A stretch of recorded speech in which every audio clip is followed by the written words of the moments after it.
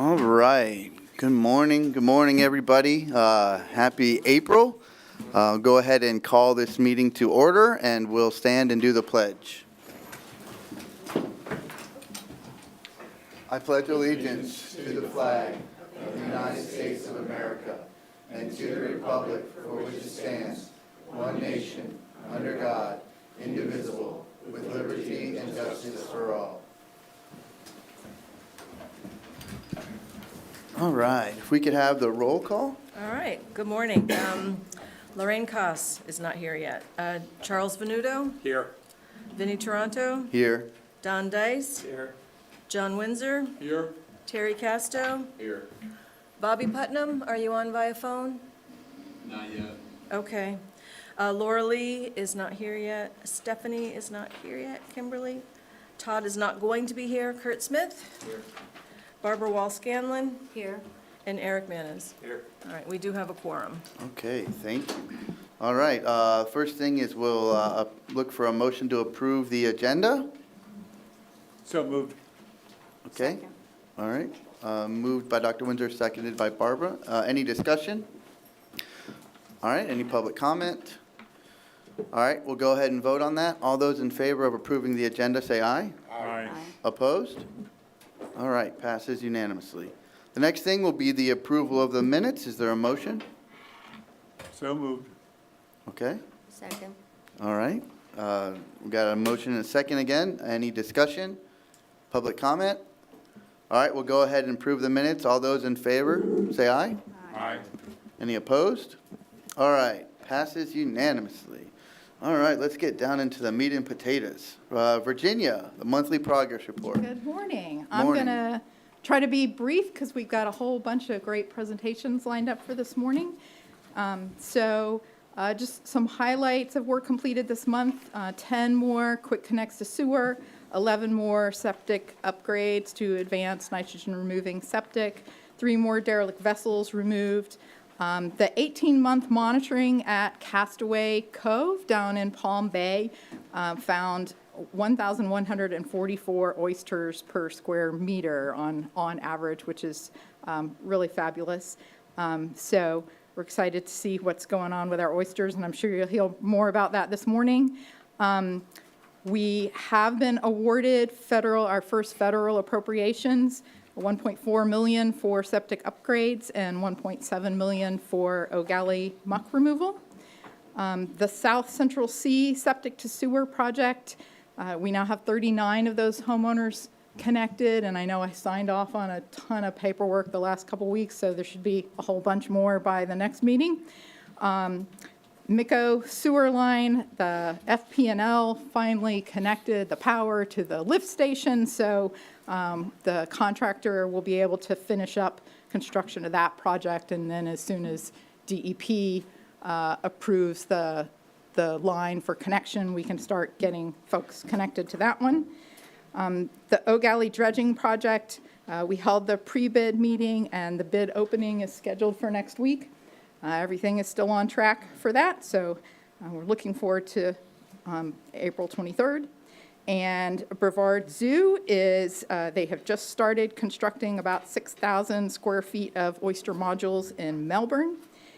The Titusville Causeway Multi-Trophic Restoration Project, that bid was awarded, and so contracting is underway.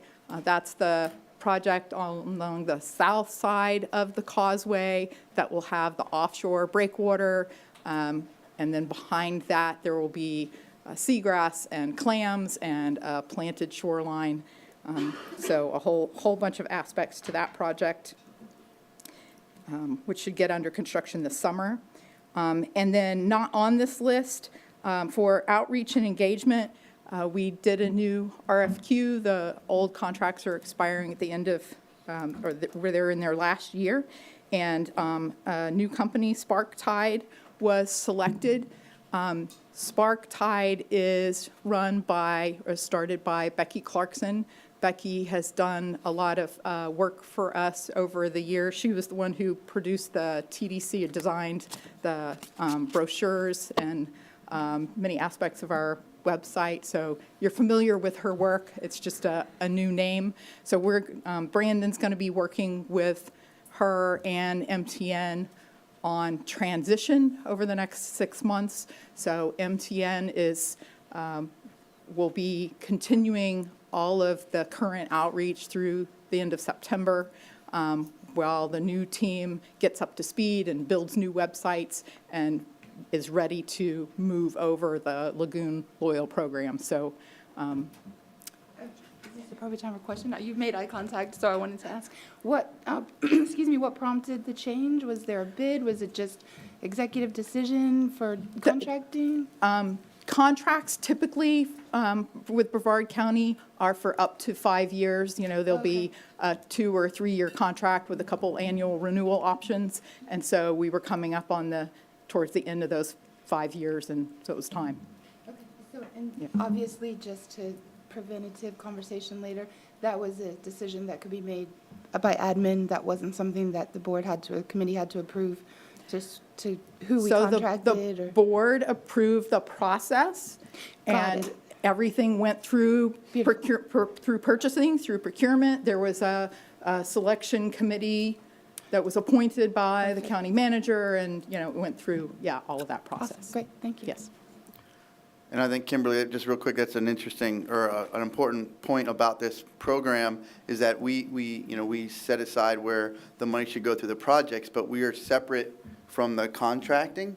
And so that goes through the county process, which is audited, so that somebody can't say, well, it was a friend of mine who got this project, because we don't handle any of that actual selection. So I think it's something that's very important for those to know about the process. Excellent point to make. Yes, definitely. Thank you. Right. There were 4 proposals received, and they were reviewed by the team, the appointed team, and then they were invited back to give presentations. There's a term I'm blanking on. Anyway. Yes. And so, it was a lengthy review and selection process. That's great. Very excited. All right, and then on the back side, we continue to have lots of presentations. This is always a busy time of year in the spring with Earth Day coming up. And one event that wasn't listed, but was the Shore Symposium that happened up in Volusia County last week, and a couple staff attended that. It was a great event as usual, so wanted to highlight that. All right, that's my report. Thank you. All right, thank you. Any questions for Virginia? Virginia, I just had one, the Miko sewer line. How many homes is that project? So that's the project that is mostly commercial, and then it was expanded to include 14 homes. The southern boundary was Right. expanded to add those extra 14 homes, but most of the main The project area is commercial. but we were able to add those homes. Okay, great. All right. With no other questions for Virginia, we'll go ahead and move on to Molly and our financial graph report.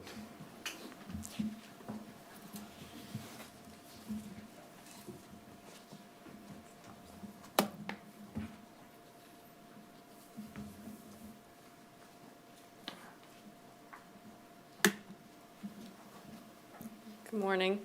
Good morning. So for January, we received 4.2 million in collections. So that puts us at 378 million overall for the program.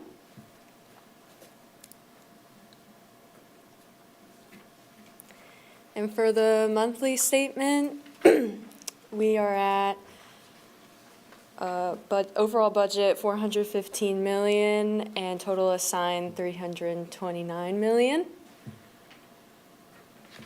And total assigned on expenditures is 54 million and actuals 8.9 million. Any questions? Anybody have questions for Molly? Otherwise, that's a good number of millions. Thank you, Molly. All right, thank you very much. All right, so we actually have 6 presentations today. So it's, let's put our learning hats on, as Dr. Windsor would say. Would you say that? Learning hats? Okay, good. I thought you might. And we'll go ahead and go with our with our first presentation, which is the comparison of results of different oyster reef construction strategies in the Indian River Lagoon. Dr. Donnelly, Dr. Sachs. All right. All right, good morning, everybody. I'm going to give you a quick sort of introduction into the work that we've been doing with Brevard County, and then I'm actually going to pass it off to my co-presenter, Dr. Paul Sachs, who's going to go through the data, and I know that's the part you guys are really interested in seeing, so I won't take too much of your time. I did just want to take a minute to kind of highlight sort of what the role of UCF is in this part, and we are basically fulfilling part of sort of Goal 3 and Goal 4 as part of the Sorrel Project plan. We are doing the monitoring of the Oyster Bar and the Living Shoreline projects that are being deployed within the Indian River Lagoon. We do this independently, so we are not the ones doing the restoration. That's being done by other groups. We're trying to provide sort of that unbiased evaluation of what's happening at those locations. And we've been doing this since 2018. We monitor all of the sites up to 2 years post-deployment. So we're trying to get more of that long-term view of what's happening at these sites versus just taking a look at kind of what happens immediately after they're deployed into the water. Now, as part of this, we do provide monthly reports and annual synthesis of the monitoring data. So this allows us to provide kind of ongoing feedback about the status of the reports kind of immediately after we're out there taking a look at them, so that kind of everybody's aware of the progress that they're making, and we can sort of take this adaptive approach to the restoration. And I think that's really been the most interesting part for me working on this project, is kind of seeing how these monthly reports and yearly syntheses have actually influenced how these restoration projects are being done. So the picture that you guys see here is a representative of one of the early projects. This is a maritime hammock. During this time frame, the project's focused on using gardened oysters, which obviously involved a lot of sort of time and cost in terms of getting those oysters going. It also included a variety of sites, including a lot in the northern Indian River Lagoon, where we saw that there just wasn't a lot of natural recruitment to sustain those populations.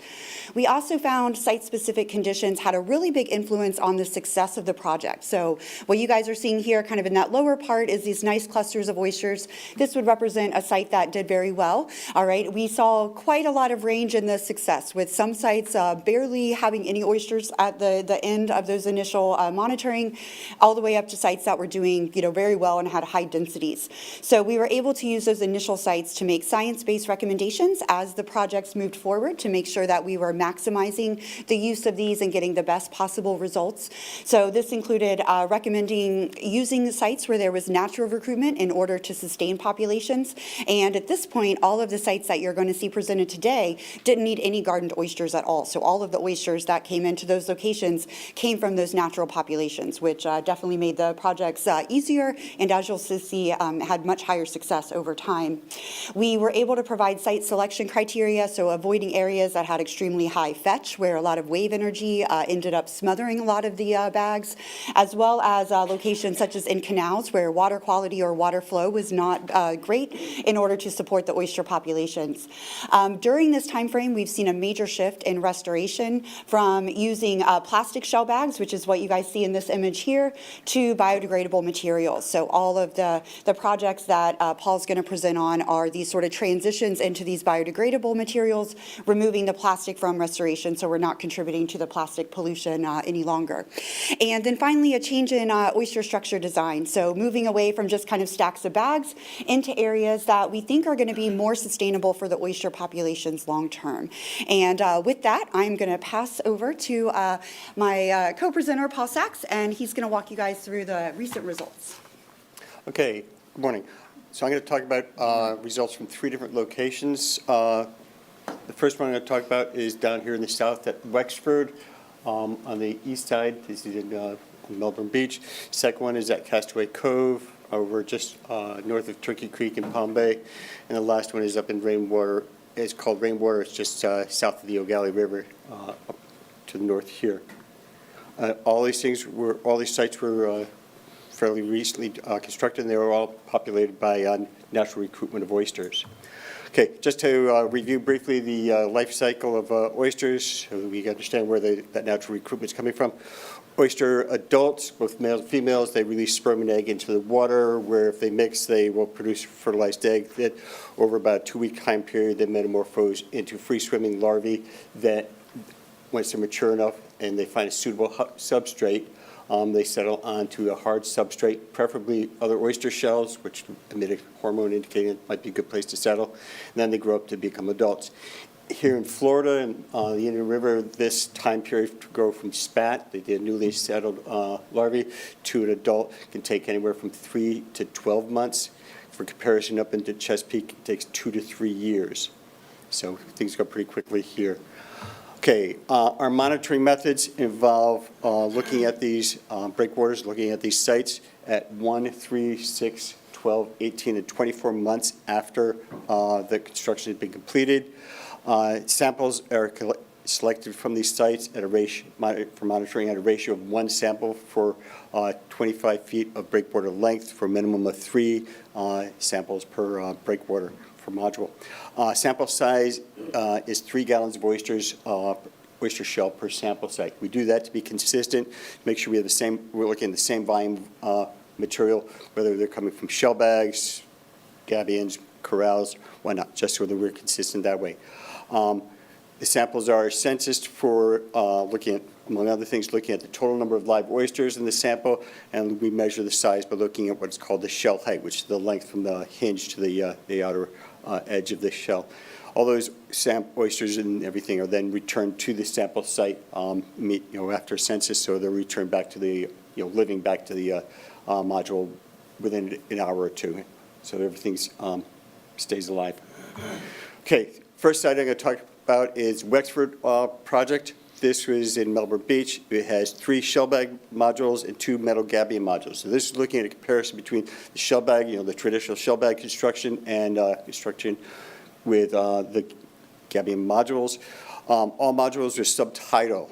And again, like we said before, they took advantage of natural recruitment of oysters here. No garden oysters were incorporated into the construction here.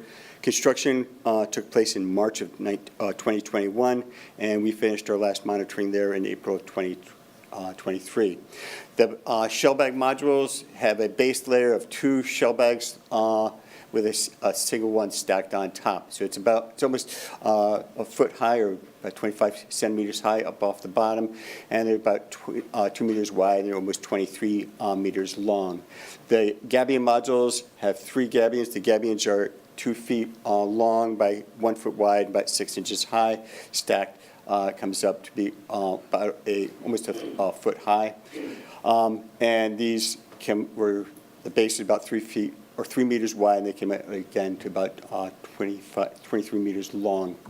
Looking down on them, this is the last monitoring. The water is fairly clear. You can see on the gabion modules, you can see the structure here. They're fairly open space. You can see in some of these areas here where the oysters are growing up through the mesh of the gabions. So it's growing up through, it's forming a nice three-dimensional framework. For comparison, here's one of the shell bag modules. You can see some sand that's filling in between some of the base layer ones. You can also see that some of the ones on top have been displaced. That was one of the problems we saw with the shell bags in the past, why I wanted to get away from it, not just because of the plastic. When we look at the results, when we count the oysters, we found that both treatments, we started recruiting oysters. If we look here at the very beginning, this was in March when they constructed. There were 0 oysters at all at that site. 1 month monitoring, the oysters, they were starting to get recruitment of oysters. The 3-month monitoring in June, again, there was more and more oysters. By September, there were still a fair number of oysters there. The following spring and the summer, this is summer of 22, again, a lot more and more oysters were recruiting to both these sites. We found that there's significantly more oysters in the gabions than in the shell bags. Okay, but still, at the 24-month monitoring, there's still over 500 oysters per square meter in the shell bags and almost 700 oysters per square meter in the gabions. In terms of the size of the oysters, okay, so like I said, when we measure the size of the oysters, we measure what's called the shell height. It's the distance from the hinge here out to the very edge here. Okay, that's what's called the shell height. We measure that calipers in millimeters. We look at these initially there were most of the oysters when the first month monitoring, the oysters were all very small, decreasing in size, fewer and fewer at the larger sizes. Over time, more and more oysters in the larger and larger sizes. Some of these peaks here indicate that there was both recruitment during the first summer as well as recruitment during the second summer. Okay. One thing to note here is that in the gabions, the maximum shells, the size of the shells is up to about 80 to 90 millimeters, whereas in the gabions, the shell bags were 80 to 90 millimeters. The gabions, they were up to 140, over 140, almost 150 millimeters. So substantially larger oysters there. And just for pay attention, make note of that. As we said, the oysters have to reach a certain size to become reproductive. They have generally regarded as being reproductive for this project as being 40 millimeters or greater. 27% of the oysters in the shell bags were reproductive at 24 months, whereas 45% were reproductive in the gabions. Moving on to Castaway Cove. Here they were comparing metal gabions with corral modules. Gabions were just like what we saw at Wexford. The corral modules have gabions around the outside forming a box, and then there's loose shell in the middle. Excuse me so much. Could you pause, excuse me, and just give a brief description definition of the difference between the gabion and the plastic bag as we move forward, just for a distinction on some of the comparisons, just the composition, definition Okay, the gabions, of what those are. okay, as we see here, I think it's a 14-gauge galvanized wire mesh. It forms a sort of a square block. They're about 1 foot wide by 2 feet long, about 6 inches high. They are filled with oyster culch, loose shell that doesn't have anything growing on it, and then closed up with hog rings, then they're stacked on top of each other, sort of like Lego bricks or wooden blocks. The shell bags are made with an, I think it's a PET, it's a aquaculture grade plastic mesh. It's just plastic mesh sort of like what you get, onions or potatoes, whatnot, and at the grocery store, it's a little bit heavier. It's a special type that's used in the standard in the aquaculture industry because it does not leach, it's not supposed to leach any chemicals. And it's kind of stretchy and everything like that. The thing about the plastic mesh is that it's easily torn, okay? The gabion modules is nice and rigid, holds its shape very well. So, And if you recall the McNabb video, we saw the gabions in that video. Yes, it wasn't for me so much as everyone else listening. I've Sure. installed both, thank you. yes? I think Stephanie, go ahead. Yeah, I had a question about the graph, the previous graph that you showed. This And one? I was wondering why it fell off. Okay, like here, okay, these numbers here in September represent new recruitment in terms of total number of oysters. So oysters are most reproductive when the waters are relatively warm. They're probably starting to be reproductive now as the water temperatures are warming up. Recruitment sort of peaks during late summer into the early fall. When waters get cold enough, they stop reproducing, and that's where we're seeing this peak here. And I'll show you in some of the other graphs. Then during the wintertime, there's no new recruitment, but the oysters had settled. Sometimes there's mortality of them. There's overcrowding. I'll put that out when we get to talk about rainwater. There's mortality, predation from snails, worms, crabs, a variety of other things. So that's why the numbers do drop off. So it's just sort of, they get big when there's all sorts of recruitment in the summer and fall, and then during the winter there's the thinning of the herd, so to speak. They get eaten. They get eaten, variety of things, yeah. So, all right, okay? All right. Okay, so Castaway Cove, it was constructed in August of 22. I think I can go on from here. Castaway Cove, again, we see, again, like the question here, we see initially there were no oysters there in August when they constructed it. Oysters were starting to recruit by the first month monitoring in September. More and more, we did the 3-month monitoring in November. Again, there was a bit of a drop-off during the winter of 22, 23. A lot of recruitment during summer and going, into the early fall of last year, 23. A little bit of fall off. We did the monitoring of this in February. So these are new numbers from what Virginia just reported. When you look at the average densities, comparing the gabions versus the corrals, there are over 1,300 oysters per square meter in the gabions compared to about 900 oysters per square meter in the corrals. Right? And here you can see one of the clusters that we saw at 3 months, which would have been November of 22. You can see the oysters here, here, here, all settled on one of those shells that have been put into the structure. We look at the size distribution. Here in the blue line, this is the distribution of the oysters sizes at that first month. Most of the oysters were very tiny, in the 1 to 10 millimeter range. By November, many of those had grown into larger sizes. But you see there's a higher peak here indicating that there was more recruitment following that initial month. And also the oysters were getting bigger. There was oysters into the, around the 60 millimeter range as opposed to the earliest oysters were at 1 month were only, more than 30 millimeters. This purple line here represents the peak that happened during the summer of last year, when we were there in August. And this black line represents the size distribution that we saw in February, a couple months ago, and there were oysters up to 150 millimeters here. So these are getting to be very large oysters. These are like, 5.5 inches long. And when we were there in February, 60% of those oysters that we counted were at least 40 millimeters. In other words, they were reproductive size. They're able to they're going to be able to reproduce and send more larvae and whatnot out into the water this coming year. Last one we're talking about is rainwater. This is the most recent one. This is the one that's in just on the south side of where the Ogallie River comes into the Indian River. There are 7 modules at this site. One is a metal gabion module to compare to these other sites. There are 4 gabion corrals where they have the gabions forming the edges, rims, like what I showed you before. We talked about it at Castaway Cove. They're to test new materials for making the corrals through the modules, have coquina blocks of rock forming the walls around the outside to contain the shell culch.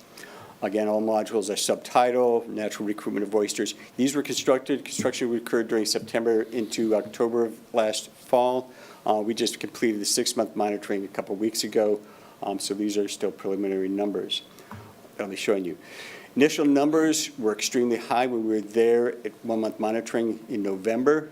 Okay, there was just under 1,000 oysters per sample, 3-gallon sample of shell that we collected out of each of the, out of a module at that 1st-month monitoring, which is a crazy number of oysters at that point. So there was a huge recruitment pulse during the fall of last year. At recruitment, it was quite cold then, so recruitment was going to be stopping, so that's why we see this drop off in numbers, okay, through to the monitoring we did a couple weeks ago. But this is an oyster cluster that we saw a couple of weeks ago. You can see how many oysters are on this one shell here. There's probably half a dozen or 8 or 10 oysters that are just on there, and you can see the size of my thumb compared to some of these oysters. They're already quite large. When we look at the size distribution, in the gabion control, we saw similar patterns to where we see the others. Okay, at 1 month, lots of the very tiniest oysters, and a few all the way up to almost 50 millimeters at that stage. And you saw that in these other sites as well. By January, at the 3-month monitoring, you see that the peak is moved to larger size oysters. So the oysters that were settled back in November during the fall are growing, and you're getting larger and larger oysters. And when we were there a couple weeks ago, this shown by the black line, there are larger and larger oysters. And in fact, we actually measured an oyster at 100 millimeters, so 10 centimeters long, getting quite large, 4.5 or so inches long. So these are the sizes where we're seeing there. 25 to 30% of them in the various modules are reproductive already within 6 months. So in summary, what we're seeing is that there's certainly much better, the oysters do a lot better in the gabions and the corrals than in the shell bags. So shell bags, which were the sort of the standard when a lot of this project started, there's a lot of reasons for not using the shell bags anymore. The oysters do better in, without them. Gabions and the corrals seem to be showing similar results, so trying to separate one method versus another is not really practical at this stage. They may be sort of more site dependent, what the site kind of energy they show. Natural recruitment has been very effective in this part of the lagoon. There's enough oysters in the surrounding areas to produce enough larvae to populate these things. Rainwater is quite amazing. And one of the things I suggest is that, especially based on rainwater, the incredible amount of recruitment that we saw last fall suggests that the area is substrate limited. There's not enough substrate there for all these oyster larvae to settle on, and they're just crowding in on top of each other. So if there are any questions, I'd be happy to answer. Yes? Stephanie? What are you seeing as the comparison with the coquina rock and the metal gabions as the corral? It looks like they're about the same. Right now, it looks like they're the same. We haven't seen enough difference to be able to tell. We haven't looked at it and seen it long enough to be able to see if there really is a difference. So. And the other thing that it seems like that the gabions at some point get to a point of saturation, and in those metal cages that there just isn't any more room. What they do is, if I can go back. Okay, and this is from Wexford. What we see is that the oysters there's enough space here. There's openings in the gabions are about like that size, okay, about 1 inch wide by 2 inches long. And there's enough space there for the oysters to grow up through. I mean, some of the spaces in here are oysters growing, what we see here is oysters growing up through that, so they're not being contained. The gabions held the loose shell from washing around, but it's not keeping the oysters from growing up through. I can tell you, I don't have pictures of it at Castaway Cove, but the oysters are growing up through the gabions there, such that you got to be really careful when we're monitoring there, because they're basically little knife blades they're sticking up out of the gabions there. The shell bags, the mesh is like quarter inch to half inch, spacing between the little openings there. That seems to be restricting the growth of the oysters up through the sides of the shell bags. So The again, gabions are not. they're having a hard time growing up out of those. Can they expand laterally as well? Within, even they the do much better gabions. in the gabions than they in the shell bags. The shell bags, again, it's restraining how big they can grow, it seems. Whenever we looked at those, they grow to the edge, and then they sort of like trying to push their way up through, and it's restricting the growth. They've got enough space with the gabions to grow up through them. And laterally as well? Yeah, they grow laterally, yes, they will fill up, but they're just going to keep growing up and out. Okay. All right. Laura Lee? Thank you, that was great, Paul. I just want to clarify for the TV audience, when you're starting out with just oyster shell. Yes, There's it's just- no spat, this No, isn't no. an oyster gardening thing where, No, each of these sites, when they constructed them, they just used just plain old plain old shell. shell collected from restaurants and shucking houses and whatnot that had been quarantined. The standard is at least 3 months, usually in most places it's like 6 or 8 months, but it's sitting out in the open, so there's nothing living on it. They just put it in this case now, into the gabions or the corrals, and it's just blank shell. With rainwater, when they were putting it out there, it was like that fall recruitment pulse was just happening, which is why there's just such a crazy number of oyster recruits on there. That's incredible. Are you doing, or is anybody doing anything in the north end of the river up around Titusville?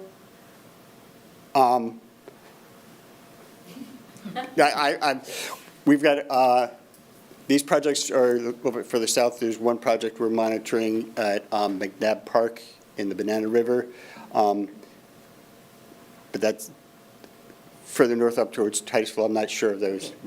They say, can we monitor this project or that project, and we go there. Okay, and so, like, I think back in 2015-16 timeframe, UCF put oyster bags out at the end of Main Street. Is there any plan to, they're busted up and, Okay, you know, it's those a are, mess. okay, they're in Titusville. Yeah. Can we wait until the zoo has done their Yep. presentations and then circle back to those questions? Thank you. Charles, and then Don? Yeah, thanks, Paul, great presentation. I was curious on the rainwater site, you said that it had a higher growth rate than compared to the other two sites? Okay. Certainly, the larger numbers, incredible numbers of oysters there, and they seem to be growing very, very, very well there. Both Castaway Cove and Rainwater seem to be growing larger and faster than what we saw at Wexford, but still, Wexford was doing quite well, did quite well as well. We've only looked at Rainwater for 6 months, so So I know preliminary, but do you have any thoughts or thesis on what might, attributes for that site that might be more beneficial to increasing? Is the water quality better, or are you just getting better at the process as well? we haven't been tracking the water quality other than, salinities, sure they held fairly constant, pretty similar to what we see at Castaway Cove. They may just be good water flow there. We just got lucky when, in terms of, they got lucky when they got, the pulse of settlement there, recruitment there. Plenty of food, whatnot. I couldn't tell you for sure why they are growing so large there, right, so fast. But it's been a good winter, wasn't it? It was a good winter for growth. So, Don? Laura Lee, I think they did use gardened oysters in the construction of these at a certain density, but we could wait until so one of them. No, Don, none of these projects were seeded with garden oysters. Yeah, The so- ones that Paul's talking about. yeah, these Okay. three here. No garden oysters? in No, those? none whatsoever. It was all just natural recruitment. Okay. So, yes. Kimberly? Are the sites marked? You mentioned the knife blade type shells coming and protruding. Are they marked in any way for passerbys to know to stay away, or not to try and harvest from there or disturb them in any way? That would be construction, question for construction, things like that. We did notice when we were at Rainwater a couple of weeks ago that fishermen knew they were there because they were fishing around the modules. Because Okay. as a structure and what was otherwise, sort of a flat sandy bottom, Sure. fish are going to be congregating around where there is some kind of structure. It's somewhat of a reef formation, I would imagine. I haven't seen it's forming an oyster reef there. Yeah. So these are not really places where people are going to be walking around or anything like that, or swimming around or anything. It's adjacent to. We mark them if riverfront. they're going to be a navigational hazard. Okay. But otherwise, So when they we're- get bigger? We're not trying to draw attention to. Absolutely. Right? They're Right. in locations where Good plan. people would not normally be, and we don't want to. Perfect. We have put them near boat ramps and where there are lots of people, we've had a lot of poaching issues. Sure.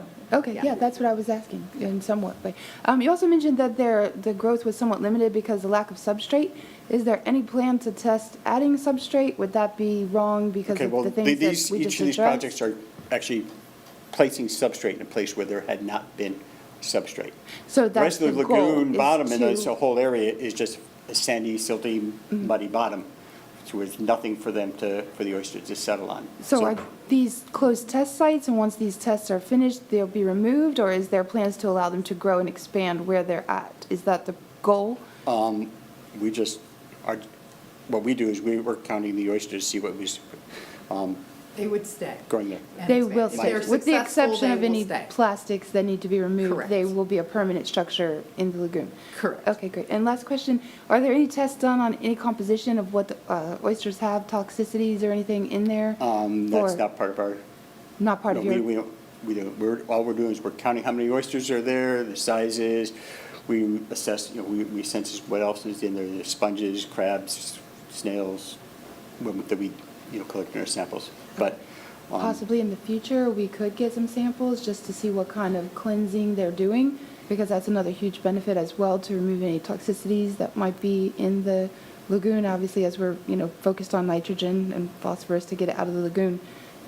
Just to get some feedback of exactly how much these test sites are removing would be fun to see. Could cut down on the poaching. We absolutely could cut down on the poaching too. We can put that on the marker sign. All right. Thank you. Any other questions for Dr. Sachs or Dr. Donnelly? Eric, yes. I guess I just had a quick one. Was the salinity was pretty consistent amongst the three sites? I would have thought maybe the one That below was actually one of the things we did notice at these three sites. They're more in the open lagoon. Some of the sites where we've done in the past where we've looked at, they're located along canals and things like that. There could be dramatic salinity changes with weather conditions and everything like that, rain events. So that does make things a little more traumatic for the oysters. So, but these didn't seem to have that sort of thing. But we were only checking salinity those times when we were there. We were not tracking it, 24/7. But it was, I guess what I'm saying is west side of the lagoon where the canals are coming into versus east side where they would not be coming into as much. No, but salinity these was are pretty enough into the consistent. open lagoon, whatnot. We did not see any major changes at those times when we were there. So. And we do have Bobby on the phone. Bobby, did you have a question for Dr. Sachs or Dr. Donnelly? Yeah, I'd like to, don't know if we have to cover it today, but maybe send me some more info on the rainwater one and maybe any other future potential, the one in O'Galley, I think it was. Correct. Okay, Virginia is writing down. We can do that. She wrote down what you said, Bobby. Thank you. Okay. I'll try to sort of partially answer Laura Lee's question. So we have sort of two competing interests. One is to expand the oyster population. It was down near Sebastian Inlet when we started. We're kind of the only good, healthy populations left. And so we've been marching our way north, right? We tested everywhere. Sites to the north failed.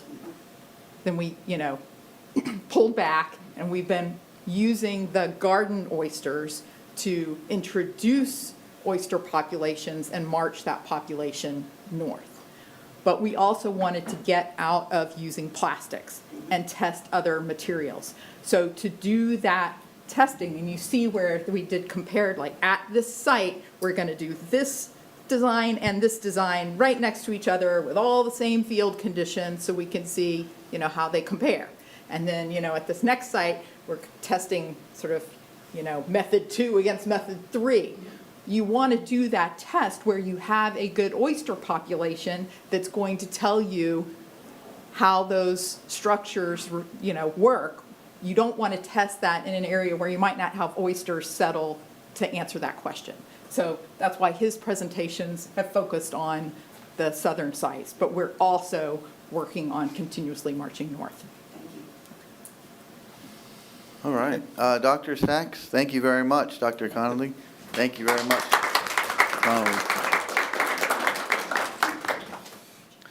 All right. The next one we have is 4 years of clam restoration, lessons learned, and new directions by Dr. Osborne. All right, good morning. Thanks for the opportunity Good to morning. come speak to you guys. It's been a couple of years, I think, since I've been up here. Yes, I want to tell you guys, you know, an hour's worth of stuff in 10 minutes. I'm going to go really fast, but jump in whenever you want.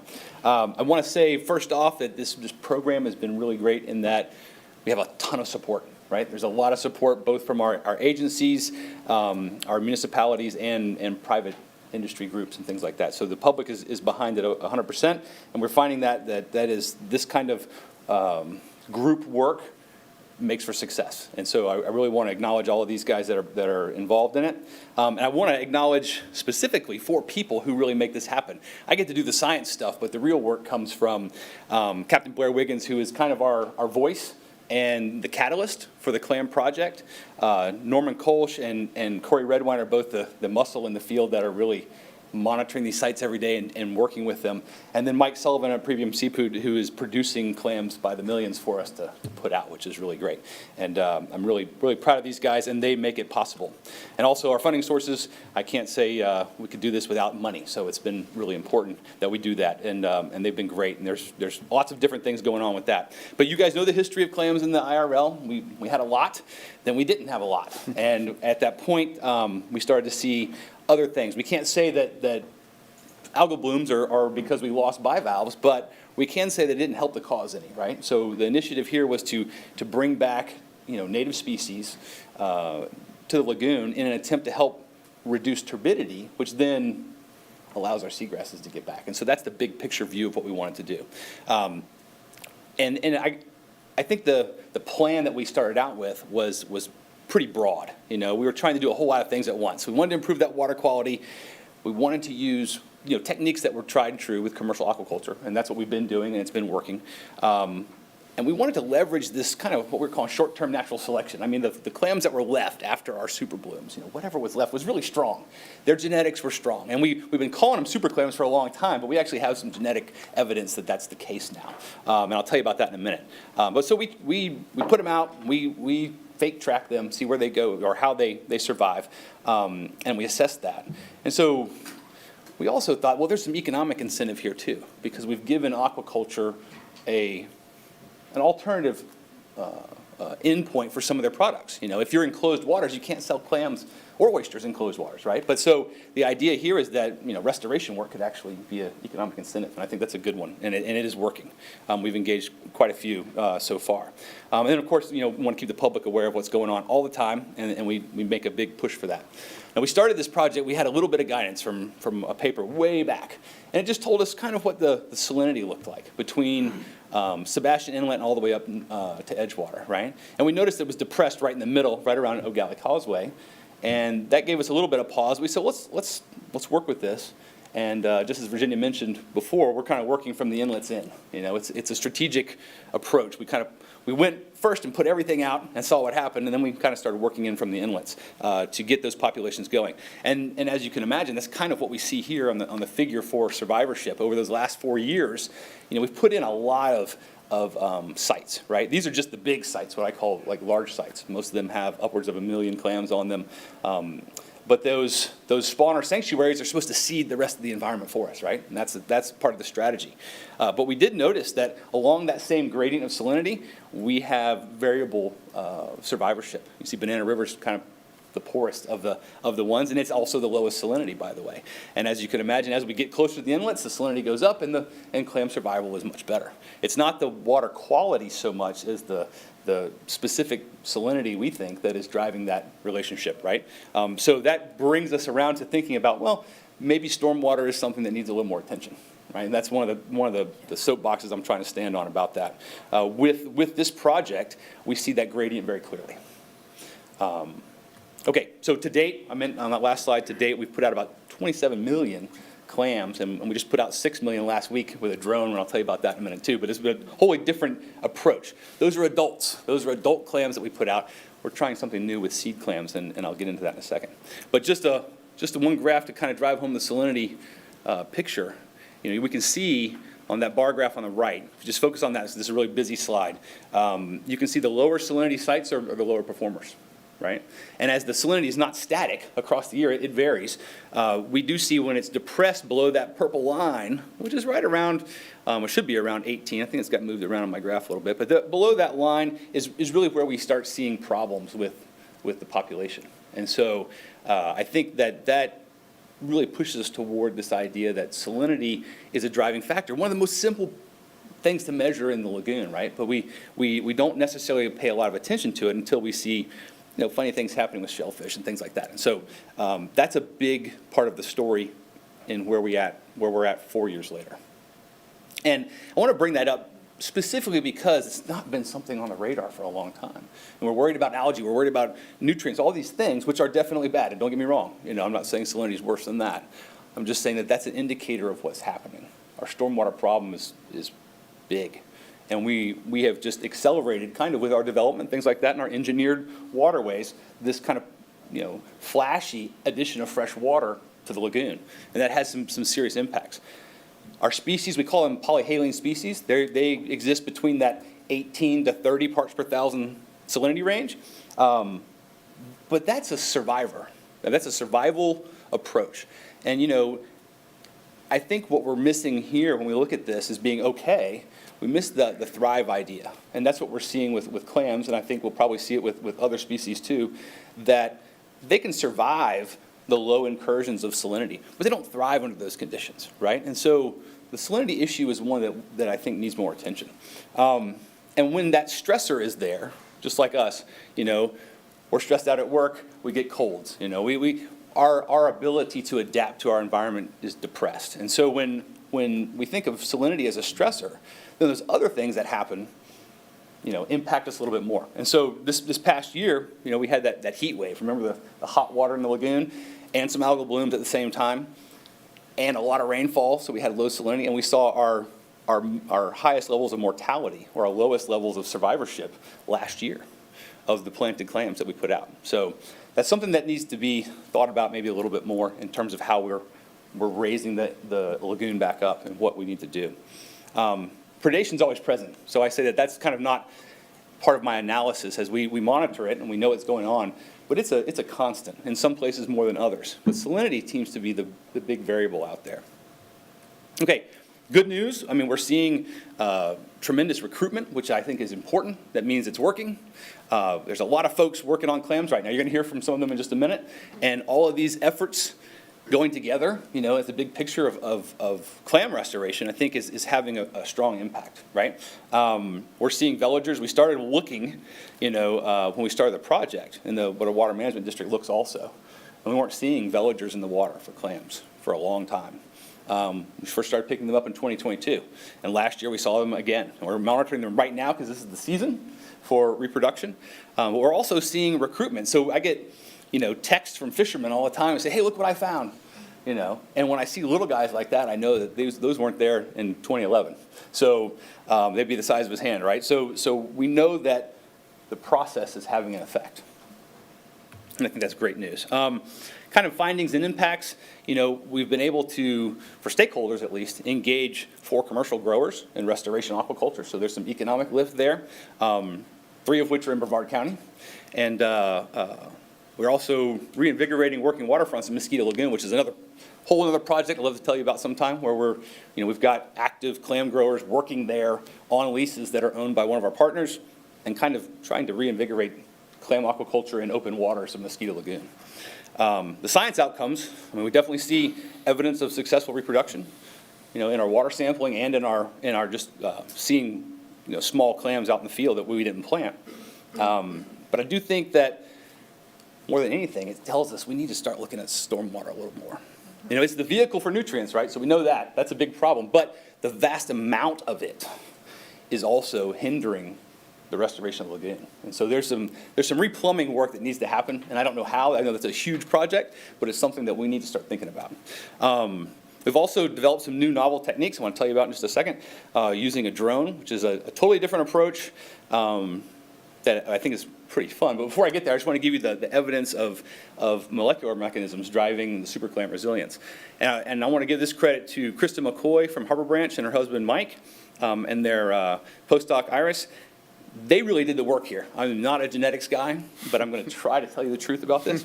When you look at their actual genomic sequences, and these are specific genes, they call them SNPs. I won't go any farther than that. Just to say they're looking at specific segments of genetics. And we look at it in principal component space, so two-dimensional space, comparing the differences in these genes. Our clams from Georgia and from the Matanzas River, which is my backyard, all cluster together. That's the yellow and green dots on the graph. And then the IRL clams cluster way out, right? In space away from them, and that means they're distinctly different, right? It's just one of several ways to show this, but I think this is the most easy to conceive. What this means, though, and if you notice the spread on those dots, this is 20 individuals randomly collected, right? So Georgia's very clustered, pretty tightly. Matanzas River is very clustered, which means they're kind of genetically isolated a little bit. And the IRL is broad in a lot of ways. So diversity is not a problem here, but the specific genes that they're expressing help them overcome the stresses here. And so we're really strong about leveraging these, right? And it comes from some ecological principles that are kind of new to me too. And it's called genetic rescue. This is a new concept. But what it means is that when you have an environmental stress like this on the graph, right, your population abundance can drop. For any organism, we're using clams as the example, but say the clam population declines in that first phase. The second phase is some sort of recovery. So the survivors are genetically fit. And that means that they're more fit than others for surviving for this environment, right?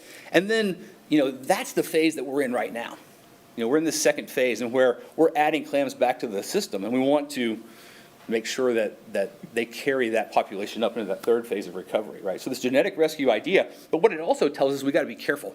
We don't want to go buy some clams from Georgia and throw them in the river here, right? That's not going to help. In fact, that could be bad. Maladaptive genotypes, this other principle is called migration load. And what it does is it kind of halts the progress of population expansion because interbreeding of those can actually be detrimental.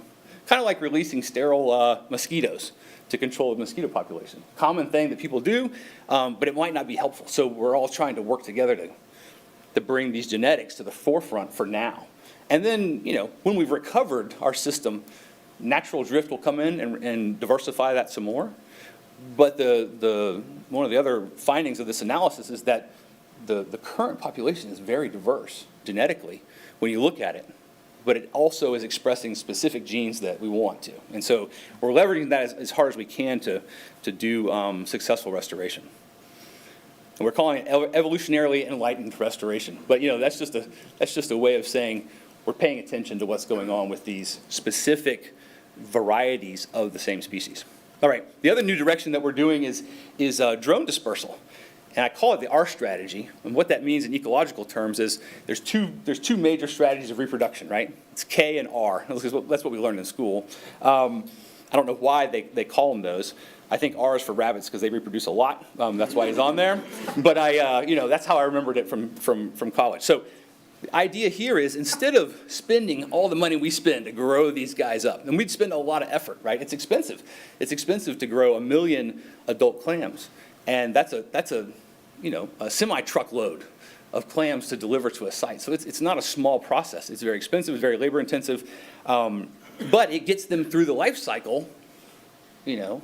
All the risks are taken out of the equation. So what's unknown in this whole process is, well, clams naturally use the R strategy, which is they make a ton of babies. An individual clam can release 1 million to 7 million eggs. That's our accounting in the lab. That's what we see. So that's a lot.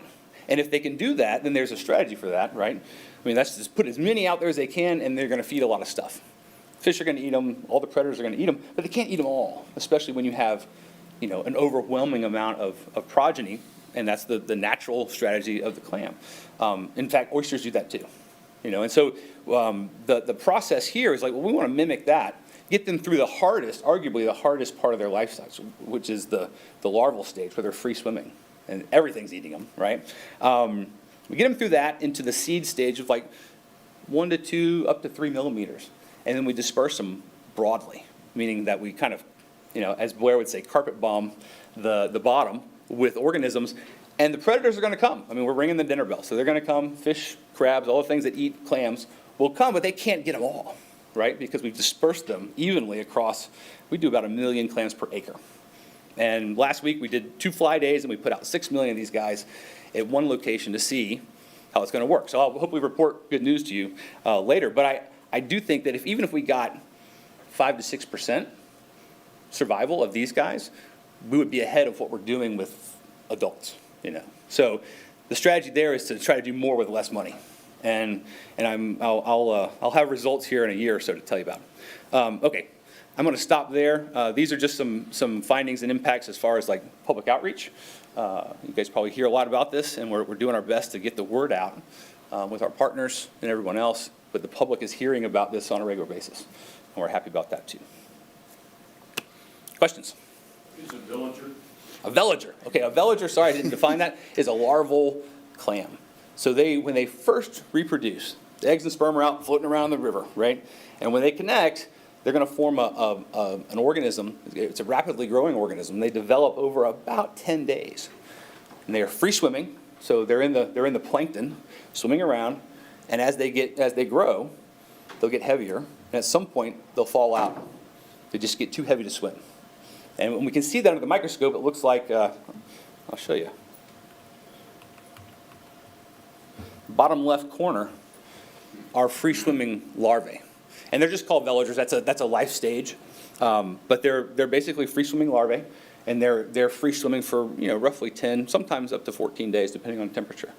And as they grow and get heavy, they can't swim anymore, and they fall out, and where they land is where they land. So currents can move them around, and that's a dispersal strategy that's worked very well for bivalves in general. So we see the same kind of process. You heard in the talk before about those larvae, the oyster larvae. They're doing the same thing. They're putting them out there, and oysters being unique in that they look for substrate. They actually are seeking it out. Clams just kind of get heavy and they fall. Where they land is where they land. That's the tough part about being a clam. So that's the life stage. Shell development occurred. Shell development is starting in the larval stage. So that's part of what Yeah. drops them out of the water column. The weight drops them out of the water column. So you can see them now. You can see right through them. You can actually see little algal cells in there that they've been eating, things like that. As they have cilia, which are little threads you see that they're using to literally drive themselves around. And as they get heavier, when the shell is developing and starting to solidify, they fall out. And that's their mechanism of dispersal. Don, yeah, go ahead. Yeah, that stochastic threshold, is that the ability to gametes to get together? Yes. And so that's part of our process has been to do that in the laboratory under controlled conditions so that we have super high fertilization rates. Our strategy in the field was to plant them close together in large aggregations under nets so that as they grew, they became, they're so close in proximity that their reproductive success would be higher, right? When we first started finding clams in Lagoon, it was a long process. It took us about 2 months to put together 40 clams. But they were disparate, meaning they were, there's one over here, and then we go down the river a mile and we find another one. There's no chance those guys were ever going to reproduce that way. And that's why we never found any little clams. The survivors, the unique survivors that were out there were very far apart. And so they weren't able to successfully reproduce and bring the population back. Terry, go ahead, I'm sorry. So what kind of success rate do you have? You put 25 million total out there, how are they? About 50%. Now, after the first year, the first year that they're out there, when we bring them as adults, they're able to spawn. So usually the next spawning cycle, they're ready to go. So we bring them out, they're roughly 15 to 20 millimeters across. And within that year, they're going to be able to spawn. So they're viable as they go, right? The little guys, we're talking about with the drone or not, they need to grow for 18 months before they can reproduce. And they're going to be a little bit farther apart than what we're planting. So there's some differences in the approach. But as far as like reproductive success, we're seeing it in the water. And that's where I think the value is. We see the veligers in the water, the larvae in the water. We have the last 2 years, and I'm sure we'll see it this year too. Stephanie. I love the fact that you talked about stormwater and, the alterations to the salinity in the river, because I believe that, I grew up on the river, and I really believe we've altered the salinity in the river. Do you know of any studies that have been done that will verify that stormwater is hindering seagrass growth and our ability to restore clams and oysters? And I have yet to get this study funded, but we're actually doing it right now. Awesome. So it's going on at the Whitney Lab. And Put we're me on looking your at salinity mailing list. regimes and salinity. I didn't do it. You're good, you're good. It's a great way to dodge a question too, by the way. Yeah. So more to come on that, Dr. Osborne? What's that? More to come Yes. on Laura Lee's yes. question? Yeah, that's something we've been trying to get funding to do that, but I've got a student lined up we're putting the aquariums together right now. So that's a study for the summer. I'll write you a check. All right, I'll talk to you afterwards. Thank you. There you go. All right, Stephanie. Kimberly, I'm sorry. Have you harvested any of the naturally reproduced clams in the lagoon from your sites back into the lab for reproduction? Well, Or so one of where's your source for the lab clams? Yeah, so the technique is we don't use what they term our F1, our first generation. It's viable and it happens in nature. We've been using these same broodstock that we collect for years, and they're getting toward the end of their lifespan. So we are actively, and when we do projects, and I'm sure my colleagues will corroborate this, we'll find one, especially when you're out working in an area, you'll find a new clam. We just keep adding those guys into our system, because we know that they've been there, they've been surviving, so they're viable. That's been our mechanism. And then probably the hardest part of doing this work has been finding the natural, broodstock to do it. That's the hard part, right? But we probably have about 400 individuals now, but we cycle the older ones out because they do decline in their ability to reproduce. Where was the original source of those? Southern mosquito and northern IRL. Okay, so they were originally from the lagoon. Oh, yeah. We didn't bring anything in. When you went the 1 mile to get each one, that was that broodstock that you started with? Okay, excellent. Yeah, what we did was we retraced some transects that were done in the 1980s. By, I'm going to try to remember his name, Leroy. Creswell? Yes, Leroy Creswell.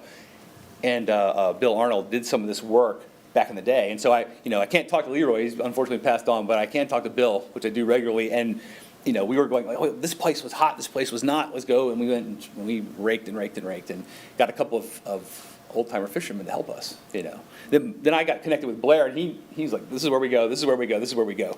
And we were able to find one or sometimes two. We found two in a couple of locations. But it was a long-term project just to find them. And we'd applied for funding a couple of times to do the work, but the response was, it's a great idea, but there's no clams here, so you guys, what are you going to do? So we had to go find them first and say, well, okay, we found some now. And then we were able to start the program. All right, any other questions for Dr. Osborne? All right, thank you very much. All right, the next presentation is Engaging the Community in Pilot Hard Clam Restoration in the Indian River Lagoon from Hope Leonard. Hi, Hope. Hi, how are you guys? Good, how are you? I'm good. Again, so I'm Hope. I'm the Conservation Restoration Coordinator for the Restore Our Shores team at the Brevard Zoo, and just going to talk to you guys about what we've been doing for the last 3 years to engage the community in hard clam restoration. And so the first thing I want to start out with was, like Todd said, they really began this program and they approached the zoo about doing a pilot spawner sanctuary study to see where exactly the clams would survive and thrive in the lagoon. And so that's where this project kind of came about. And they approached us because of our amazing ties with the community and our ability to really recruit volunteers, like with our oyster gardening program and oyster reef building programs. So with that, we started working with UF Whitney Lab to actually plant 8 million clams with some funding from St. John's River Water Management District for $1 million for water quality. And so with that, the 8 million clams were spread throughout 100 sites. So the sites were small and they were actually at private homeowners' docks. And so the idea was we were going to plant about 10,000 clams within a 10 by 15 square foot bottom bed, and just plant them in the sediment with a net cover, and then hopefully they would grow and get bigger and spawn and be able to create these little spawner sanctuaries that would create larvae like Todd talked about and seed the rest of the lagoon.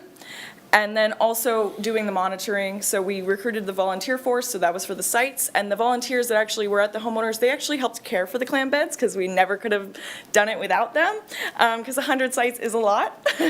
And so we recruited them and trained them. And then Seagrass was actually planted at 10 of the 100 sites by Florida Oceanographic Society to take a look at clams and seagrass. And then the monitoring at these sites was done by Restore Our Shores.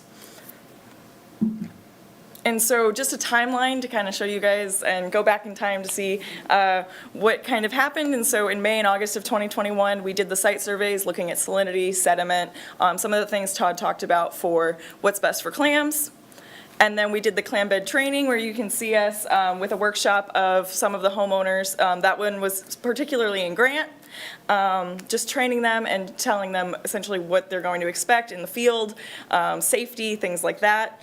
And then also training some clam buddies. So not everybody who participated in this program actually lived on the lagoon. There were a lot of people that were really passionate about getting it off the floor and making sure that it succeeded. And so they actually helped some of the older homeowners that weren't necessarily capable of doing the clam bed maintenance. And so they came and we trained them as well.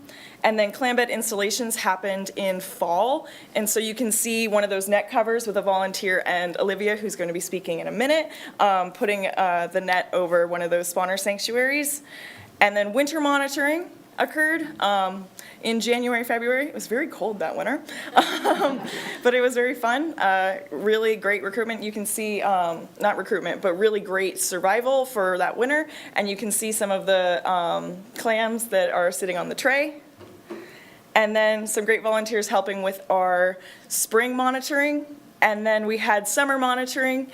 And then we wrapped up in October and essentially took the PVC poles and the plastic nets out of the water and let the spawner sanctuaries be. And the amazing volunteers that actually made all of this process happen, they dedicated almost 3,000 hours of their personal time to have this actually work, and it really wouldn't have been able to happen without them because a lot of the monitorings were me and 2 volunteers at the 100 sites. So I really want to give them a little shout out there. But let's talk a little bit about results. So why do we have this predation protection net in the first place? So when you plant, and this is well documented, they've used spawner sanctuaries, especially in like Long Island area when they were having clam decreases due to overharvesting. Spawner sanctuaries were a kind of result of fishermen trying to recreate the natural population for clamming up in Long Island. And so that's where the idea for this actually came. And so why did we use cover nets? Because anything with a mouth, it feels like, in the lagoon wants to eat a clam. So stingrays, sheep's head, redfish, black drum, crabs, so stone crab, blue crab, I could list forever, crown conch come to mind. So they all like to eat clams, and so that predation protection cover net was very important, and it was shown in our results. And so if we look here, so we actually quantified the predation protection element by if the net was ever reported coming off. So we staked them down, but with wave energy, there were some pavers and things on corners to make sure that the plastic actually stayed in place, but sometimes corners of the net would come up and it left them essentially able to be predated upon. And you can see that the means here, oh, I pressed the wrong button. The means here are very different for the survival of the off, where the clam net came off and where the clam net stayed on. And so if we look over to the actual table on the left, we can see that the mean survival of the off nets was about 23, which is about 23%. And then on was 0.43, so that's 43%. But if you look at the median, which is like kind of the big thing here, so the median number is actually the number that's directly in the middle of the population. And so where the net came off, it was almost like 5% survival compared to 45% survival for the median for the on net. So predation was a big impact, and so it is something that kind of did impact the final outcome of the project for how many clams actually survived in certain areas. But the main, and so here we have a crushed clam, if anyone ever wanted to know what we saw when we went out and monitored and how we knew they were predated upon. Animals don't just kind of pick them up and take them home, rinse them off, put them in clam pasta like we do. They crush them, and so you'll find thousands of little shards of clams, and then also crown conch will actually pry them open, and there'll be little shells torn in half. And so with that, the t-test was significant, and that was a 2-sample t-test. And so what else could have affected survival? So these are our survival results, and they are in percent. So Banana River, 0.55% survived. And so it was the same in Todd's results. If we looked at Banana River, the survival just wasn't very good there, and it was correlated with salinity, which is why salinity is up there. So we had an average of 24 in Banana River, which is the average. So that means that it could have gotten higher in summer and then lower in winter, and the low in banana in winter was about 14, which is lower than what clams prefer. And so that is most likely why Banana River didn't do as well. But we were really excited about the percent survival in Central, so about 45%. And then the average salinity was 32. And then Mosquito Lagoon had a 57% survival with a average salinity of 30. And then the North Indian River Lagoon had a about 14% survival with an average salinity of 22.32. So with that, salinity is a major driver, like Todd said, but because of the survival that we saw, and I will go back to this, so if we look at the on-net where we have the maximum here, the 99% survival, that is from the Central Indian River Lagoon, and so we saw some of these really high, amazing survival rates in the Central IRL, which runs from 192 for Brevard County to about the Sebastian Inlet. And so we wanted to expand the gardening program. So we've been gardening oysters for 10 years now, which is amazing. It's an awesome project. This year's actually been our best year ever. We have our oyster site visits had about 144,000 gardened oysters for just this season. So amazing stuff. But because of that program, we really wanted to essentially expand our impact by expanding the species that we actually work with. And so we've expanded to oysters, clams, and seagrass gardening, and that is because by expanding the impact, we can expand the habitat that we're actually impacting in the lagoon and the volunteers that we are reaching. So we can reach more volunteers with different habitats because there's different areas of the lagoon that need different things. And so with that, we actually would like to highlight another thing with Todd. So he talked about how expensive it can be planting large clams and trying to raise them up or essentially purchase them at a larger size, because the larger they are, the more expensive they are. And so we're trying to make restoration dollars go a little farther by essentially introducing, like our oyster gardening program, the clam gardening program. So we actually got clam seed and gave them out to gardeners to raise to larger clams where they can then be outplanted. And so the clam gardening overview here, so we can see those tiny little clams, and they're being put into mesh bags. So unlike the other program, we actually changed some methodologies. So the goal of this was to raise essentially to start with 1 million seed clams at 20 successful clam pilot sites, and raise them to an adult size to be able to be seeded out. And then the methodology altered a little bit because they were so small. We wanted to make sure that we could actually protect them as well as we could. And so by doing the bag method, they're actually protected from the bottom and the top, because with the clam nets, they still have the issue of there are animals that will burrow under just the top net to get at them. So we wanted to make sure that the clams were protected as much as they possibly could be. And also to ease out planting. If we're gonna have these clam gardeners raising them, we would like to also be able to, if we don't necessarily want to bottom plant them and keep them there for the entirety of their lives, we can actually pick them up with the bags without disturbing the sediment too much and take them to other places in the lagoon. And then the goal of this was to engage the community to grow clams, again, from smaller seed to plant in the appropriate areas of Brevard County. So when I say appropriate, I mean high salinity areas that we think will be best suited for clams at this time because of the salinity regime issues. And so 2023 clam gardening, I do want to start out, this was our first year with clam gardening, and as Todd highlighted, it was not a great year for clams. Unfortunately, we had it's an El Nino, so we've had some salinity change, even in Central. It went from being 40 parts per thousand in summer in certain areas to 23. In those same regions just a year later. And so we had some little survival, some survival issues, but the volunteers that we engaged, we still engaged quite a few volunteers, even with just the 20 sites. And you can see a volunteer helping us with the monitoring. We're still having volunteers come out and really be part of that scientific process and be able to see what's happening in the lagoon. And then the volunteers actually, they actually donated about 450 hours of their time for this program. And then the clams planted at the end of the season was about 2,400, and that includes all the sites, and it just happened to have some low salinity issues, low dissolved oxygen issues. So I'm about to go into the low dissolved oxygen issues because Todd went into the low salinity issues. We also had a very hot summer, so it's been very well documented that Mercenaria, the clams that we're planting that are native here, are essentially, they have issues with high temperature, and when we have heat waves and the lagoon temperatures in the 90s, it is extremely stressful for them. They no longer grow, and they can actually not sustain long periods of time with temperatures that high because their metabolism actually shifts. So with that, with those stressors, let's go into just kind of what we saw last summer and why the clams may not have done very well.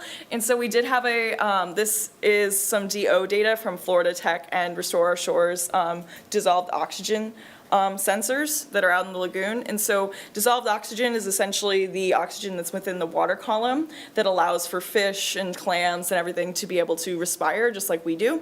That's why if you ever go fishing, you don't ever have a black bucket to store bait in because it gets too hot, all the oxygen leaves. And so, but anyway, the Sebastian algal bloom, so you see that red line, it peaks, so that is the chlorophyll, so all that algae is producing oxygen.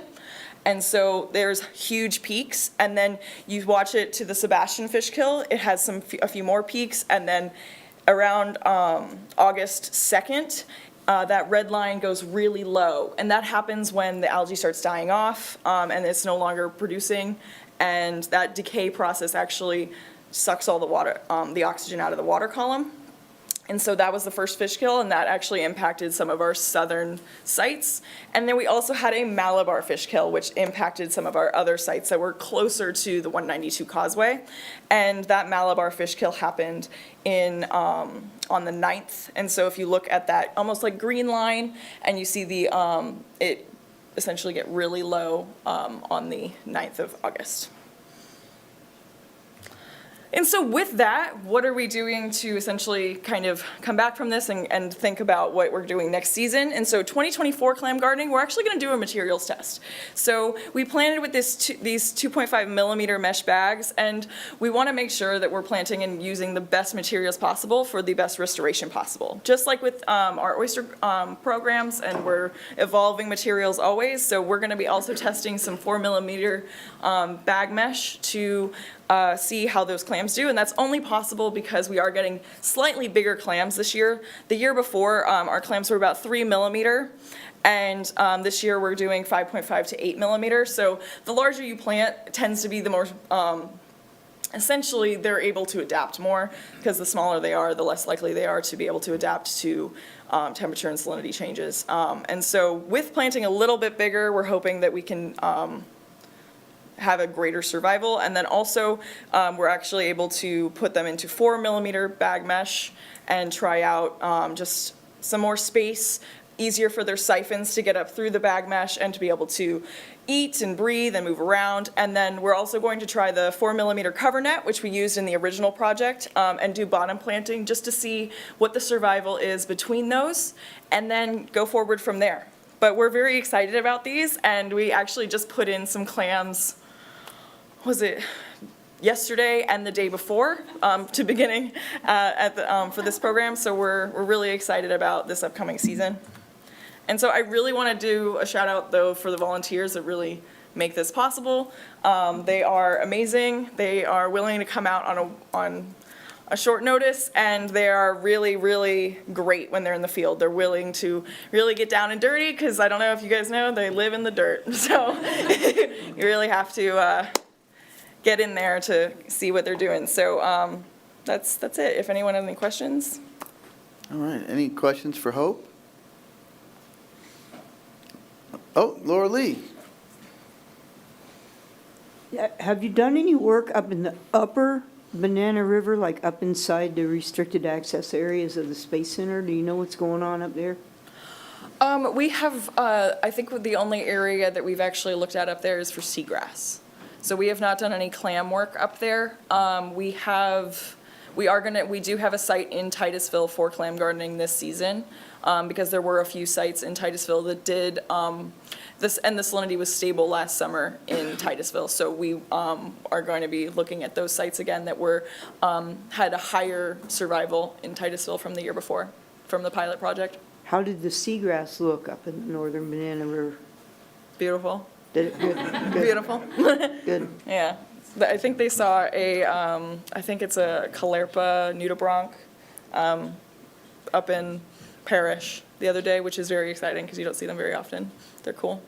And they're very sensitive to water quality, so. Yeah. All right, any other questions for Hope? I had one, Hope. So the larger clams that you're doing this year, is that because they are available?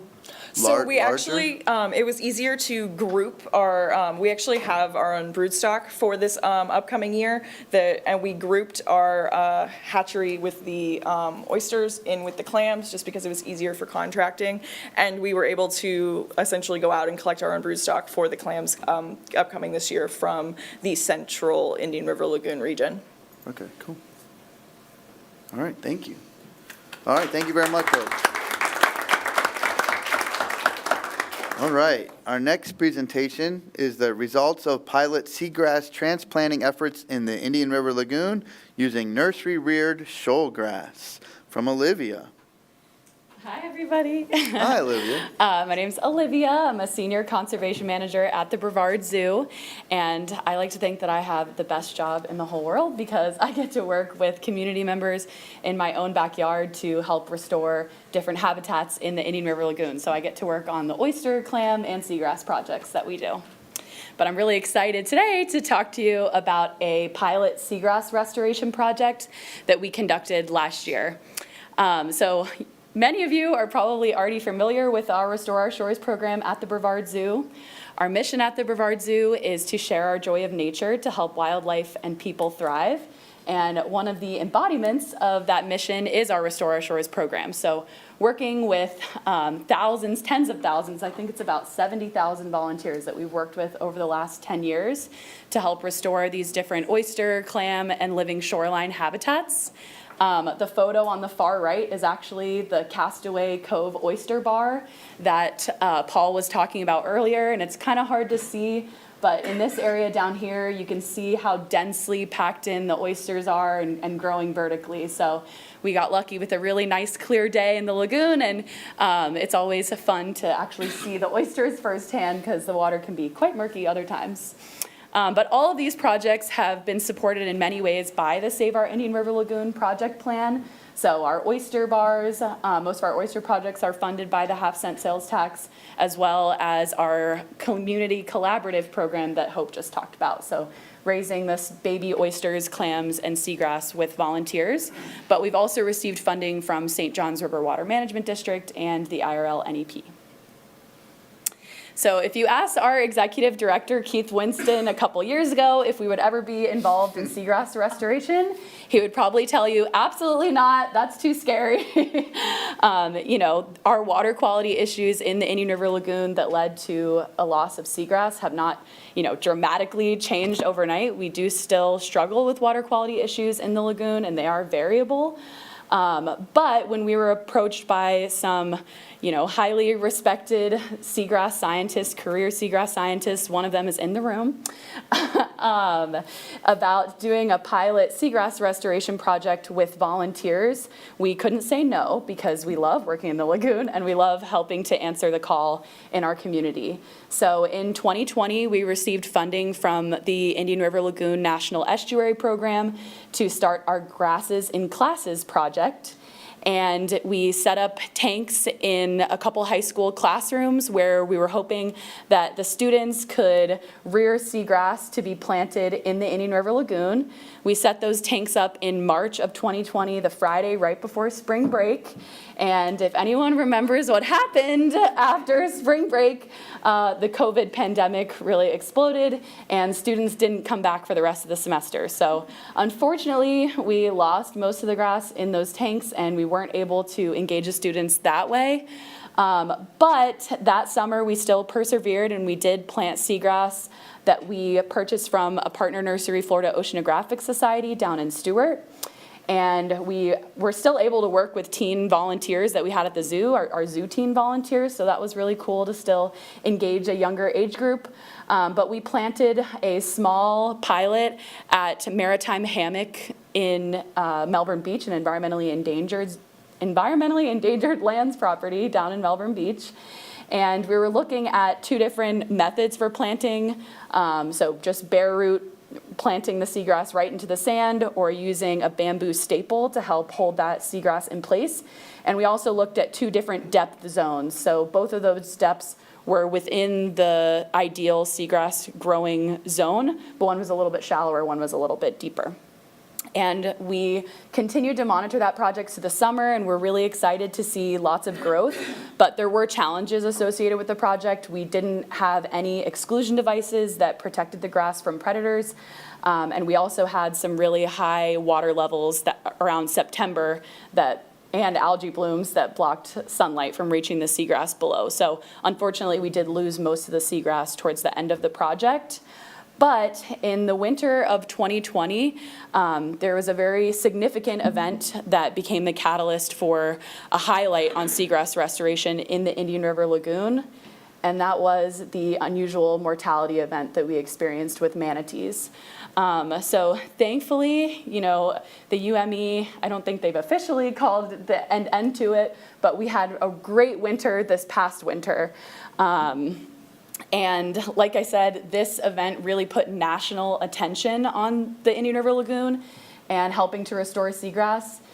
You know, this has been a problem, loss of seagrass, since 2011, so it's not really news to the people that were working in the lagoon, but thankfully that highlight did bring a lot of funding dollars and focus to help restore seagrass in the lagoon, and the zoo wanted to look for ways that we could help impact seagrass restoration even more than just this small one pilot project down in Melbourne Beach.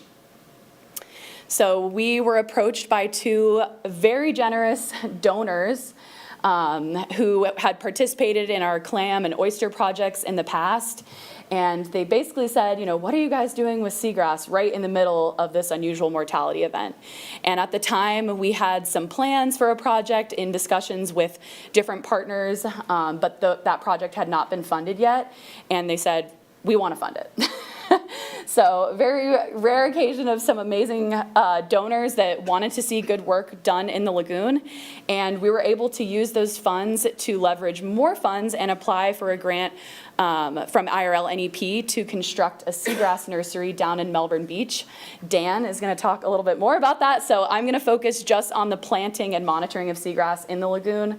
And he gets to talk about the fun seagrass nurseries that we've been working on too. But last year we launched a pilot planting project at 16 different locations in Brevard County. You can see the North IRL sites highlighted in blue.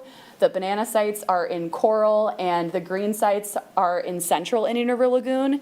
And we really did our best to try to spread them out all throughout Brevard County in locations where we historically had very dense coverage of seagrass.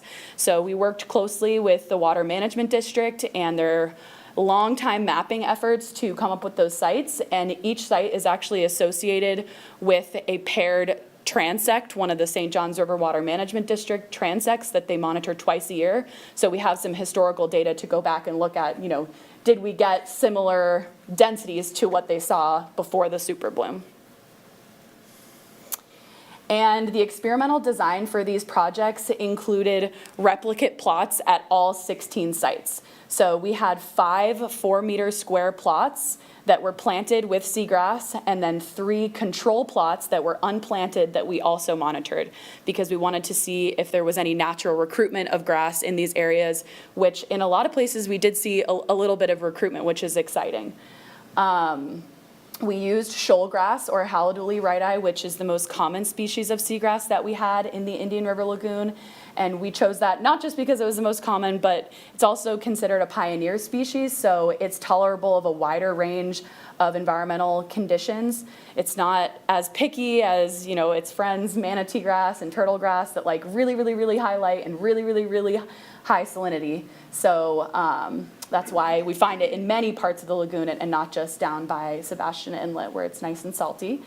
But we took nursery reared grass from Florida Oceanographic Society because our nursery was not up and running yet. So we were able to work with partners, and we worked with volunteers to tie fragments of seagrass.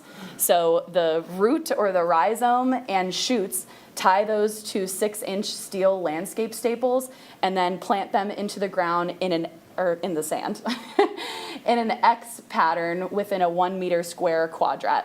So these plots each contained 4 of those 1-meter square quadrats. So in total, each plot got 20 planting units. And we conducted all of this work over a 3-week period in May of last year. And it really took a village to visit 16 sites and plant that much seagrass in such a short period of time all over the lagoon. But we wanted to make sure that we were able to plant them very closely together so that we had comparable results. We planted around 30,000 shoots of seagrass over those sites and engaged 68 volunteers who worked for about 350 volunteer hours during just the planting. And I really should have included all the other hours that they helped us monitor these projects, because it didn't just end in May. And honestly, there's probably way more hours from helping us monitor. But it was a really incredible project, and one of the most exciting things that I've ever been involved with in my career. So I had a lot of fun in May of 2023. And we continued to monitor those sites monthly for the first 6 months of the project using a 1-meter square quadrat and modified methods from St. Johns River Water Management District. So monitoring the seagrass, very similar to how our district manages those resources as well. And then we switched to quarterly monitoring after 6 months. So now we get into the results. All the results that I'm including in this project are only up to 6 months.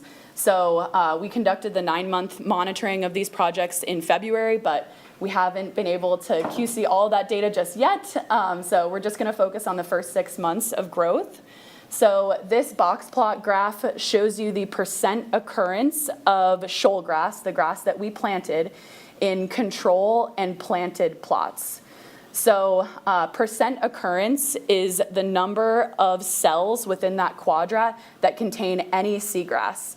So it's not a perfect estimate of coverage or like density of the seagrass, but it gives us an idea of how much the seagrass spread.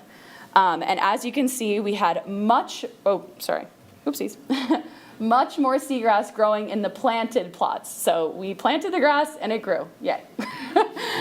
And then this bottom graph shows you how much grass we had in the excluded plots versus the non-excluded plots. So I forgot to mention a little bit earlier, but we did use herbivore or predator exclusion devices to cover about 50% of the planting units on all of the project sites. So these were metal cages that covered half of the quadrants, and the openings in them were about 6 inches, so they were keeping out really large predators or, disturbances. Even stingrays can disturb seagrass if they're not eating it and they're looking for clams or something. But you can see we had significantly more seagrass in the excluded plots than the non-excluded plots. So for the rest of this presentation, I'm only going to show data for the planted and excluded plots, since we had very little seagrass grow in the non-excluded plots, and you see more significant changes in those excluded plots. So the power of predation was really, really powerful. So the photos on the left, it became very apparent in a short period of time that predation was going to be a problem. So at most sites at about 2 weeks, because we also did a really quick 2-week monitoring, we still had grass, even in the non-excluded plots, but by 1 month, whoever was eating the grass found a lot of the grass outside the excluded plots. The photo on the left is from a site up in Titusville, site DS, and you can see on the top how dense the seagrass grew in the excluded plots over a 9-month period. And then the bottom photo is an adjacent quadrant, like literally right next to it, and all those tiny little strands are seagrass that's been there the exact same amount of time. So you can see it really struggled to fill in and become more dense with all the predation. So who's eating all that grass?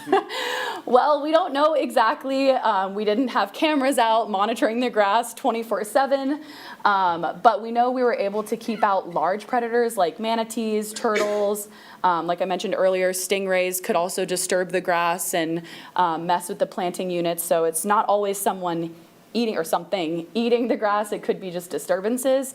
But in some sites, we struggled with predation even underneath the excluders. So the photo in the middle at site RC, that is in the central Indian River Lagoon around Malabar area.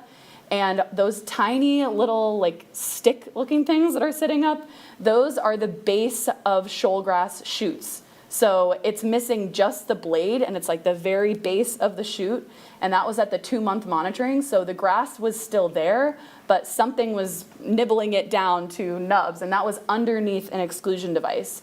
So we did see lots of different fish swimming around the seagrass and nibbling at the grass. These are some sheep's head that we photographed lurking underneath our exclusion devices. So predation was a big issue on these projects. Now a little bit deeper dive into the seagrass growth at the individual sites.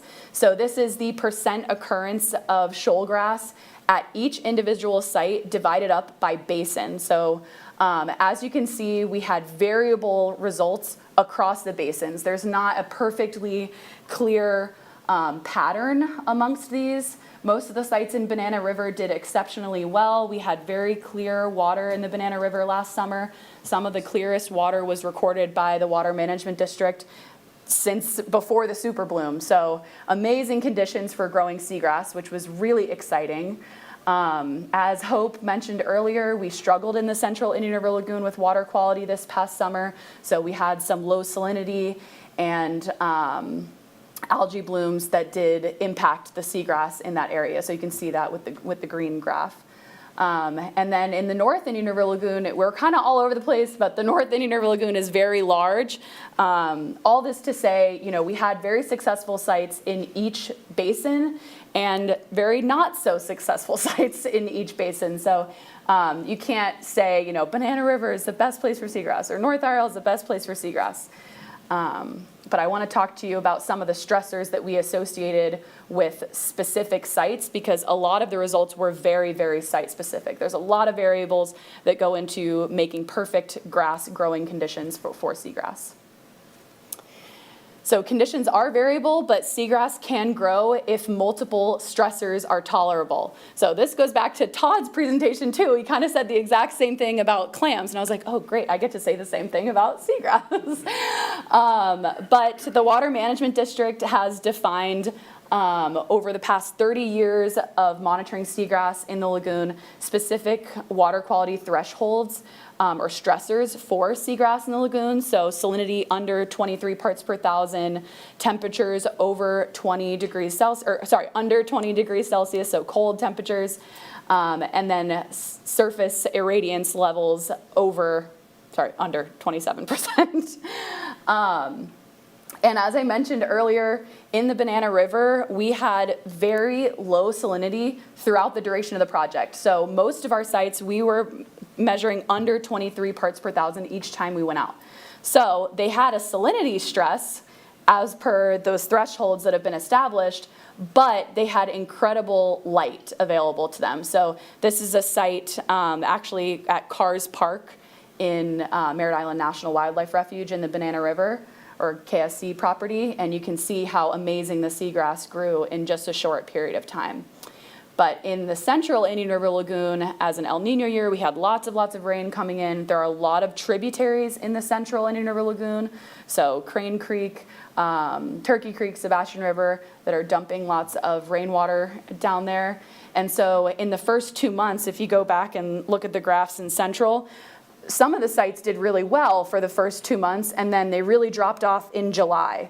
And that's when we started to get very, very heavy rains, so super low salinity. I think some of the lowest salinity we recorded was 9 parts per thousand in Malabar. So places where you wouldn't expect to see super low salinity. And they also experienced low light. So it goes back to the graph that Hope showed earlier of some of those algae blooms in the central Indian River Lagoon. So the seagrass, when it's stressed from 2 different or multiple different areas, it is not going to do well, especially when it's during peak growing season. So peak growing season is like July, August, when the day lengths are really long, the water is nice and warm. But we did see other stressors, so not just salinity and light. I already discussed how stressful predation was on the plants, but many of the sites that had good or relatively good salinity or light for a period of time, they struggled for different reasons. So macroalgae, or Caulerpa prolifera, which is the rooted dark green algae that we see in many parts of especially central Brevard County, and drift algae we found on a lot of the sites competing with the seagrass. So you can see just how smothered the grass was, and at this time you can still see seagrass at both sites, but several months of shading like that and crowding like that, it's not only competing with the seagrass for space, but it's also blocking light from reaching the seagrass blades. And this was a site in Cocoa, GA, the one with the cute little seahorse. So it was making great habitat for the seahorse, which was cool because we saw them almost, I think, 4 different times at that site. So the seahorses loved that site. And then this is Tire City, which is in the Thousand Islands in Cocoa Beach. So that was our one site that did pretty poorly in the Banana River. So where do we go from here? There's so many stressors in the lagoon that are still present, but I think the good news is we were able to grow seagrass this incredibly dense in places where the Water Management District has not recorded seagrass in over 10 years. So the conditions are there for seagrass to grow. We've been working very hard, I say we, but you all and the state and different federally funded projects have been working very hard to improve water quality in the lagoon. And the water quality is there in some areas to have successful growth of seagrass. We're starting to see natural recruitment from the northern end of the lagoon up in Titusville and in Banana River and a little bit in the southern end of the lagoon, but that central portion of Brevard County has not had seagrass for 10 plus years.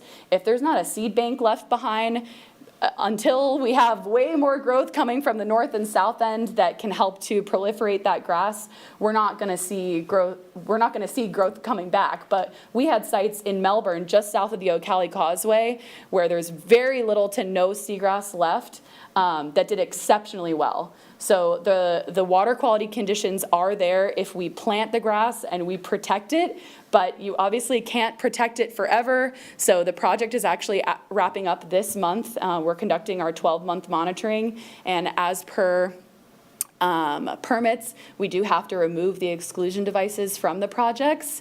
So moving forward, we are excited to monitor them and see what happens after you remove the exclusion. If you have, 90+% cover of seagrass, how long does it take for these predators to impact the grass? My guess is a relatively short period of time. The buffet is open, right? Yeah, so in some ways it's a little disheartening. But, the data does not exist yet to share that. So to be a part of helping collect that data is really exciting and engaging the community in that work as well. Some other questions that we're hoping to answer in our plantings that we're going to be doing this year. How does exclusion impact naturally occurring recovered grass in control plots? So one of the things I really wish we had done on the last project was include exclusion devices on the control plots, because we did see seagrass coming back in some areas. So all of our projects this year will include exclusion over the entire project, but even the control plots. So we'll be able to see in areas where we're starting to see some other seagrass come back, how the excluders help. And then, can increased planting density improve success of the seagrass growth at sites that have a lot of these stressors? So we'll be planting at 2 sites in Melbourne Beach and 1 site in Grant in the central Indian River Lagoon. Hopefully we don't have the same low salinity that we had last year, so that'll help with that stressor. But we're hoping to increase the density of seagrass that we put on these projects to see if that jump start can help mitigate some of those, or not mitigate some of those stressors, but help to adapt to those stressors. And finally, I just want to thank all the amazing project collaborators who have helped with this project, helped plan the project, and also all of our volunteers and funding agencies, and Lori and Lauren at the Water Management District, who have been huge resources throughout the project. It's been a lot of fun, and like I said earlier, probably my favorite project I've ever worked on my whole career. So, yeah, happy to answer any questions. All right. Well, first off, I see Don's name up there. Yes. So I'd like to thank Don. There'd be many a day where I'd give him a call in the morning and he'd be like, I'm heading out to check a grass planting. So thank you, Don, for your help on this. Yeah.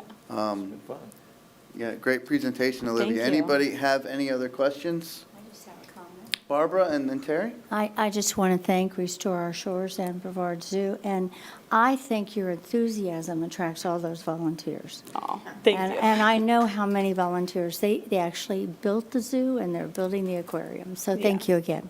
Thank you. Yeah, when Hope said I wasn't excited in the previous presentation, she was smiling, and then I looked back, and you guys back there were all smiling, all the zoo staff. Yeah. So We're smiling, hearing about oysters. I was We gonna love say, what we do. Keith does a good job doing some inspiration, but you all continue it along. And so he actually was presenting Wednesday in front of a group, and he said what you exactly said, seagrass scared me. Those were his words exactly. So, Terry. Manatees are often, pointed to as the villains in the seagrass demise. They've been feeding on seagrass for a long time, and they're cows, not goats. So have you done any assessment of how long do these transplants need to be in the ground before they can sustain grazing by manatees? That's part of what we're going to be testing relatively shortly. So the excluders are coming off of the projects right now, as we speak, they're actually at a site today. So the whole month of April, we're conducting the 1-year monitoring of these projects, and we have to remove the excluders. We're hoping to come back to all of these sites during peak growing season around July or August, especially the ones that had very dense seagrass, to see what the coverage of seagrass is now. But we don't have time to visit every single one, in a weekly time span because there are so many sites. But we've designed 2 specific projects for this year, plantings, to remove the excluders in phases. So we'll be planting all the sites or all the plots at the same time, and then removing half of the excluders at 3 months, continuing monitoring, and then removing half the excluders at 6 months and continue monitoring. So, most sites that had really successful explosive growth filled in within just 3 months. So we're hoping that we can already start to answer that question in just 3 months, so. Thank you. Yeah. Eric, and then Laura Lee, and then Kim. I had kind of a related question, and I don't know if this would be something that you're turning up in your research. Do you have any idea where we might arrive at some sort of critical mass where these predators, or I guess herbivores, are getting what they need and everything is in balance and works again? That's a great question. I have absolutely no idea. But exactly, I think there is going to be a critical mass. And when I say that the fact that we had very little seagrass growth outside of the excluders is disheartening, it's just that. You see these project results and knowing that we can only preempt the public from being on the bottom with permitting for a year. And even if we had it out for 2-3 years, if we have a relatively small project, if you remove the excluders, you're probably going to have, a lot of grazers coming in and reducing that project in a short period of time. So it doesn't feel like the zoo can make a huge impact and do these giant big plantings that will help restore seagrass in the lagoon. I think that maybe those are down the line, and it may look something like excluding herbivores. What would it look like if we excluded them from acres of area with the NEP or with the water management district? So for now, I look at our projects as trying to answer very specific questions in small areas, and engage the public and excite the public about the fact that seagrass can grow. We just need to figure out how to get to that critical mass to keep the seagrass around. Laura Lee? I just wanted to comment on what happened in Mosquito Lagoon, which is very, very different than the Indian River and the Banana River, because you have no stormwater, no wastewater, no septic tanks. It's just a natural system. But, 5 years ago, the bottom of the Mosquito Lagoon looked just like the bottom of the Indian River Lagoon. There was nothing. It was just sand. And then the grass started coming back, but without any excluder devices at all. The grass has come back. Normally, there would be about 500 manatees that would hang out in the southern Mosquito Lagoon during the summertime. The last 2 summers, there's been about 1,000 manatees hanging out in southern Mosquito Lagoon. They have not impacted the seagrass at all. They've been happily eating seagrass, and the seagrass has grown. So I think that, if we look at reducing the amount of fresh water that's going into the Indian River and the nutrients, I think we're on the right track. What we're doing here with the sorrel money, we are on the right track. It's going to take time, but I think, eventually we're going to win. But just when you look at what happened in Mosquito Lagoon, it's phenomenal. Thank you. Kimberly? The mats that you attach the grass to, are those left in when you remove the excluders? Is there a mat of some type of material? We did not use mat material. We used a landscape staple, so a steel staple, and the staple is left behind. And that was a stainless steel, so those mats were just for placement? It's not stainless steel, it's just plain steel because we wanted it to rust and go away. But yes, it's a steel landscape staple. Okay, so that mat with the tic-tac-toe board there, that's just for placement? Yes, just for exactly. Okay. Yeah, just for planting. So we use that PVC quadrat. It has 100 repeating cells that are the exact same size, and we lay it down on the lagoon floor, plant in an X pattern in those 5 locations, And we actually had little flags on each area in that, X pattern where we planted the grass. So in the beginning, in the first kind of 1 to 2 months, depending on how rapidly the grass grew at the sites, we were able to put the quadrat back in the exact same place and look in those areas and count the number of planting units that are still there. By about 2-3 months at most sites, they're starting to converge together, and you really can't tell exactly if this was planted here or where X, Y, Z. But yeah, that's not left behind, just the grass and the staple. Okay, great. And then in reference, Terry prompted with the cow versus goat. In the area where the grasses were eaten, is the root system still there? Is it just the shoots? You showed that one picture that you referenced. Yeah. So are the root systems left even where it's been eaten? So the roots, it really depended on the site. So this photo in the middle, site RC, the roots were still there for 2 months. And there weren't very many shoots because my guess is every time something new came up, it got grazed. And so you really can't expand very far if you're always being knocked down a peg. So the roots were still there for a short period of time. On the plots, like this 9-month growth on all the way to the left, my guess is that's probably growth that's happening over time, and then areas of the grass is getting grazed and it's continuing to grow in other areas. So it may not be the exact shoots that we planted. They only survive for so many months, but the grass is continually getting grazed, preventing it from reaching that density. So here, that was a site in Titusville. There were visible shoots, and the roots are still underground, but there's not roots like all over the place. So just in kind of small areas, if that makes sense. Okay. Eric. Yeah. How rare a sighting was the seahorse? I thought like we used to have those all the time, and I honestly didn't even know they were still in the lagoon. I thought they had disappeared with the water quality issues. So I've seen seahorses really only a handful of times of working in the lagoon at the zoo for the past 6-7 years. So this was a site where, probably the first site where I've seen them consistently. So almost every time we visited the site, we were seeing seahorses, which was really cool.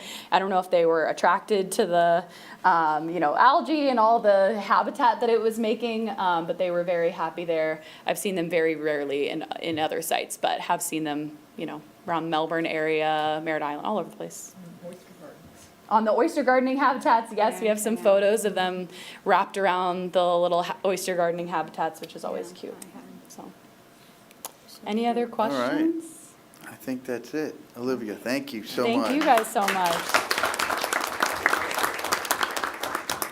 Does the committee want to take a break? You want to keep going through? Yes, Laura Lee? Okay, how about we take a 10-minute short break? And then we'll hear from Dan.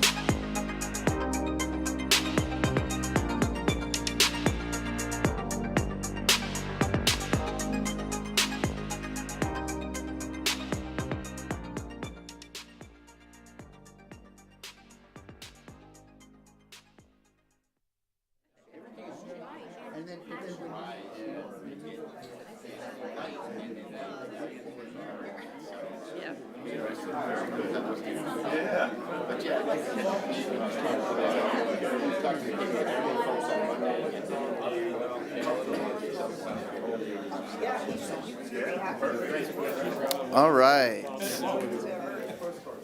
Thank you, everybody. I know, so much energy. Everybody's excited in the spring, not just the clams and the oysters and the seagrass. Happy as a clam. That's it, happy as a clam, Eric. I like that. That's a good one. All right, all right. Well, we will rein it in. Really good presentations this morning so far.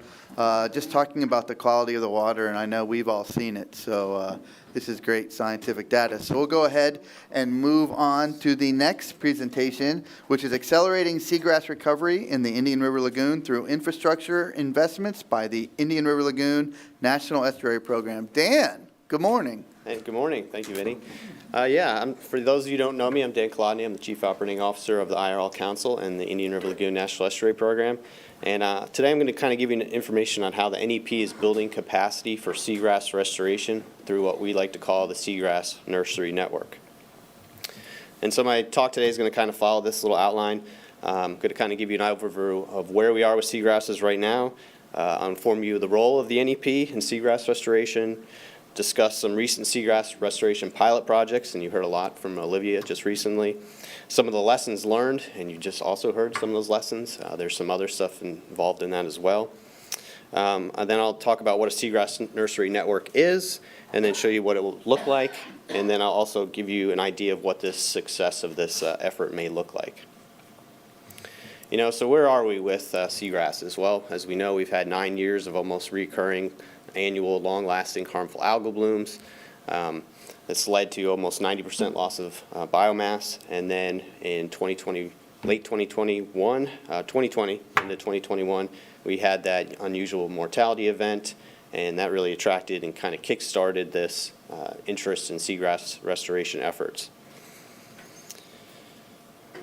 Since that last bloom, where are we? In 2020, things have started to look pretty good. We haven't really had any major algae blooms outside of pyridinium, which is the natural occurring species we have here in the lagoon. Everybody likes to go kayaking in it. And you can see some recovery in that black uptick that we've seen in transect length right there. But it's not everywhere. It's, as we know, in Mosquito Lagoon, there hasn't really been any natural recruitment or recovery near the inlets. It's been really just in Mosquito Lagoon this past year. But there have been little signs of hope throughout the entire lagoon that have kind of given us some signs of hope after almost a decade of despair. Kind of like this, and this is that Mosquito Lagoon that we were mentioning. We had hundreds and hundreds of acres return last summer, and it was absolutely breathtaking. And the big thing is this was probably a seed bank, because it happened everywhere. It wasn't just little patchy recovery spots, it was all at once. And so it was almost guaranteed to be a seed bank recovery. So what's the NEP's role in this seagrass recovery and everything? And so, since 2016, when the NEP was reorganized into the IRL Council, we've been providing guidance through our comprehensive conservation management plan to our partners. We've been funding science and research projects that have implications on seagrass. If you remember at your February meeting, you had Austin Fox here talking about one of those projects. We're looking at the sediment water interface with muck and those monitoring of that aspect. We've also been tracking communicating projects that we've been funding, some of those pilot projects as well. We have been recognized as a trusted source to deposit, communicate, and collaborate information regarding seagrass projects that are happening right now and that will be happening in the future throughout the IRL. We also seek additional funding, like we have right now currently in with NOAA in their Transformational Habitat Grant, a $12 million proposal, looking at 20 sites doing multiple different species, so not just seagrasses, but clams, oysters, fish reef structures, and hopefully we'll hear back in May on that. And that'll be a lagoon-wide effort with multiple partners, 14 different partner groups, so a really big collaborative effort. We're also funding to expand a seagrass network of nurseries, and I'm going to talk about that in just a minute. I mentioned pilot projects, and we've funded 8 since 2018. We've learned a lot of different things from that, and there's been some widely varying degrees of success on those projects. And we also funded a herbicide mesocosm study, which I believe Austin also presented to the COC last year regarding the results from that. So what are some of the lessons learned? And you just heard from Olivia, herbivory is a huge problem. Water quality and water clarity is essential. Multiple site characteristics play a huge role. There's really no one size that fits all. And because of that, Brevard County took the word's escaping me, but they went with Mark Fonseca with CSA to provide this site selection protocol tool to try to help, minimize that risk when you're choosing your sites. And, like I said, there's no one size fits all for these. Herbivory, we're going to beat this in pretty good. There's a lot of herbivory out there, but that's not the only issue. Biofouling of those devices meant to deter herbivory can be a challenge. So they get encrusted with barnacles and other fouling organisms, and then they start shading the seagrass, and they can become an issue. So there's very labor intensive to get out there and clean these devices. Bioturbidation, that's, stirring it up like the stingrays and all those things that are really important. Big events like tropical storms, hurricanes can have a huge impact on the success of projects, even when everything's going right. This can just wipe it right out. And as we started to think about scaling these projects up, we need to really identify a few different things. A standard vocabulary, so everybody knows kind of what is a planting unit, how many shoots is there, is this a plug, a pot, a mat, everybody's got different methods, so we're kind of trying to get a standard there. Standard monitoring, so that we can all, kind of communicate our success or our lack of success thereof in the same fashion. And then also accelerating this permitting process so we can really start to ramp up this effort. So what might this look like? And, as we begin thinking about a larger vision, it just so happened, do we approach this as large projects, maybe smaller projects, a combination thereof? Can we get the public starting to plant these? And so it kind of really ramped up at this point. We were thinking about it and said, this was back in 2020, as we're thinking about this, supply chain became an issue. And, as we were going through the pandemic, we noticed that supply chain was a thing happening in our normal lives, and we weren't going to have this supply chain needed to do this. Typical restoration projects use donor bed material in other places, and so that really wasn't an option here or a desired method, so we started thinking about this seagrass nursery network. And let's define what that is, and I'm going to need my notes because it's a mouthful. It's a network of seagrass growers and restoration practitioners that can create a stable supply chain of nursery-grown seagrass plants to adequately support seagrass restoration and research projects that will also lead to a strong community of practice that can leverage the initial investment from the NEP to acquire additional funding from multiple sources for large-scale projects. And to make this vision a reality, the NEP issued an RFQ for seagrass nurseries in March of 2022. 5 organizations responded, and all 5 were deemed qualified. Why then? Why now? Was water quality or water clarity good enough? Why the NEP to head this effort? And as you've heard, a lot of places water clarity has been fantastic in the lagoon. It's been really clear, but it's not the same everywhere, as we know. But quite simply, we had a historic level of funding. Last year, you heard from Representative Posey's office about the Infrastructure and Investment and Jobs Law Act, which was passed in November of 2021. This allocated $132 million to the National Estuary Program. There's 28 of us nationwide, so that equated to $909,800 per year for 5 years. And we're committing $2.5 million of that, or just about $2.5 million, to the Seagrass Nursery Network. And so the organizations, there's just the info on the infrastructure investments for us. The organizations that responded to that RFQ includes Marine Discovery Center up in New Smyrna Beach, Brevard Zoo, which has a seagrass nursery that they've constructed in Melbourne Beach, and they also have another one in Rockledge, which I'll talk about here in just a second. We have Harbor Branch Oceanographic Institute in Fort Pierce. We have Florida Oceanographic Society down in Jensen Beach, and Sea and Shoreline, which has a facility in Melbourne Beach, as well as they're planning a processing facility in Fort Pierce. And I want to kind of highlight this picture you see there in the bottom right. That is from this last summer. That is northern Banana River Lagoon up in near NASA in the restricted area. And it just shows you the importance of caging. Look how lush that seagrass got within that fenced area. And it was completely mowed down outside. So herbivory is a massive challenge here. But by giving those plants enough time to kind of get rooted and stable, we'll hopefully give it enough success. But you know, where is that scaled size limit that we were just kind of mentioning? What is that happy place that if you can get to the seagrass like that and let it go after the cage is gone, it will be able to expand out? So we're hoping with this seagrass nursery, we'll be able to figure that out. Maybe like as Todd mentioned, you know, with his clams, that we can do some research in these nurseries to kind of determine what is a single genetic that's more resilient to, say, low light conditions or other pressures that could be out there on the seagrass species. So there's some really valuable research can be done in these nurseries as well to kind of answer some of the questions as we scale up and really ramp up this effort. And so I'm going to kind of show you each facility just a little bit, and then we'll go from there.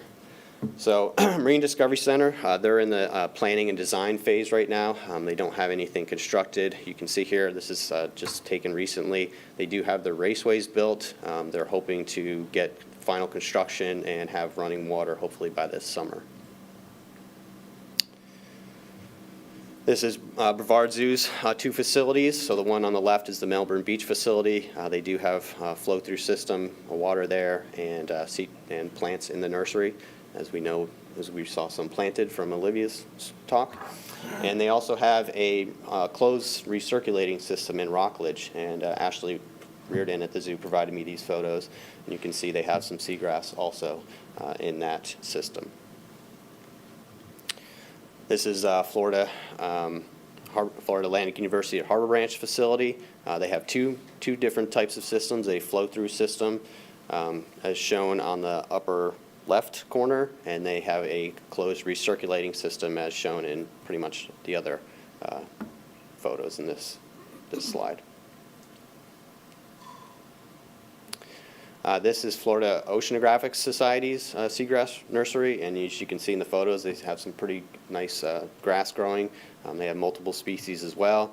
They are currently in a planning and expansion phase, so it's really neat. We actually have a collaboration between FWC, Martin County, ourselves, and FOS as a kind of to help expand this facility. And then last, this is Sea and Shoreline at Mel Beach. This is their facility, and they have a greenhouse, as you can see here, and also plants in the system. You know, so as I wrap this up, you know, I kind of want to talk about what this effort might look like. You know, just like nutrient reduction strategies, you know, it's not an overnight success or effort. We've got to manage our expectations. You know, it's complicated. It can be expensive. Initial estimates put it somewhere around $100,000 an acre. It could be more if you have to cage, and we know we're going to have to cage here in the lagoon. This effort involves high risk. You know, you could have everything going perfect, but then you have to pull the cages, or you have a big storm comes in and totally wipes it out. You know, there's unforeseen events that could just totally wipe it out. But hopefully, you know, as we learn from these projects, we can figure out what was not working and make it better for the next time. And you know, this nursery network, you know we can't plan our way out. There's too much gone. It's something like 1 million plants a year for 100 years to replant. It's just not feasible. So, but hopefully with these nurseries, we can provide that supply needed to kind of overcome some of these bottlenecking issues where there isn't any seagrass growing. And kind of help jumpstart that recovery like we saw in Mosquito Lagoon last summer and some other areas of the lagoon that had some minor little pop-ups. you know, it's also to note that, you know, recovery, if recovery ever gets to a point where we're like, well, we don't really need these nurseries anymore, we can do really valuable science in them. We can also repurpose them, you know, maybe finfish aquaculture or, you know, clams or something else could be done with them. So there's a lot of different options with these nurseries as well besides seagrass. But we're at the very beginning of this process, and we're really hoping we'll learn a lot as we go and make it the best possible outcome as we go. And with that, I'd like to just end. You can find more information about all our projects since 2015 on our website at onelagoon.org or at the address listed here. And with that, I'll take any questions you all have. Dan, thank you so much. Any questions for Dan? Yes, Charles. Hey, Dan, thanks. Great. It seems like the theme we got out of today is there's a lot of cooperation and collaboration between organizations. And is that typical with the other national estuary programs? Well, that's the uniqueness of national estuary programs is they have a collaborative mindset. So their management structure is to get stakeholders, because we're non-regulatory. So we don't, you know, beat you over the head with a stick and say, you have to do this. So we really just try to get everybody at the table and say, you know, here, what are the issues? Let's work together at this. And everybody's got a common, you know, goal, common theme, and we just kind of talk it out. And so it is a National Estuary Program unique structure. I'd like to say that we kind of set the bar really high for the rest of them. But, you know, if you look at some of the other estuaries like Chesapeake and Tampa Bay, they've done a really good job, and they've had historic losses of seagrass, and they were able to come together, collaborate, and recover. And so it can be done. I know it can be done there. It can be done in the IRL as well. You know, and we'll learn a lot in these nurseries. You know, Chesapeake was able to, they have a seagrass called Zostra, and they were able to get seeds grown and replant it. And I've seen some really cool stuff at the nurseries already, a lot of seed from Rupia being produced, so maybe that's an option. We can start Johnny apple seeding the lagoon. Haliduli, the seeds are actually down in the sediment. They don't flower up at the top. They actually make the seeds down near the base, so that's why it's really hard to find those seeds. But in the nurseries, maybe we can get them seeding in the nurseries and start grabbing those seeds there and using that as a possible viable replanting method. So there's a lot of opportunity. We're just at the beginning phase of this, but I'm excited to see where this goes. Yeah, Charles, I was thinking about One Lagoon, like what a great name, right? Collaboration, like that is the definition of One Lagoon. Stephanie? I was going to ask, you're using multiple species? Yeah, so they're focusing really on 3 species in the nurseries. 2 for sure, Rupia and Haliduli are the main focus. But the farther south ones are looking at Syringodium as well. And a few of them are dabbling in Thalassia, but that's a really tough one because they need that really high light regime. And even though we've had excellent water clarity in a lot of the areas of the lagoon, that one's really sensitive. So the main one is Haliduli because that's the one that, you know, historically has been throughout the entire lagoon. Rupia has kind of been flashy, but the neat thing about Rupia is it can tolerate a lot of different stresses, and it produces a lot of seeds. So there's a lot of pilot projects going on right now with Rupia, looking at mosquito impoundments because they love mosquito impoundments. Maybe that's a viable nursery, and we can take those and plant them out. So there's a lot of different strategies just starting to look at how we can get seagrass coming back. All right. Kimberly? Did I hear you say at the beginning of your presentation, hundreds, thousands of acres restored of seagrass this past year? You referenced something just in I don't know the exact passing. number. That would be from St. Johns River Water Management District, since they do all the seagrass transects that we all mentioned in that graph that I showed. I know it was hundreds, for sure, that came back up in Mosquito Lagoon. Mosquito Lagoon? Yes. Virginia, is there some way we could get that data and just like an actual quantification of what was in the past, whatever data period that runs through? Thank you. Mm-hmm. All right. Any other questions for Dan? All right, great. Dan, thank you so much.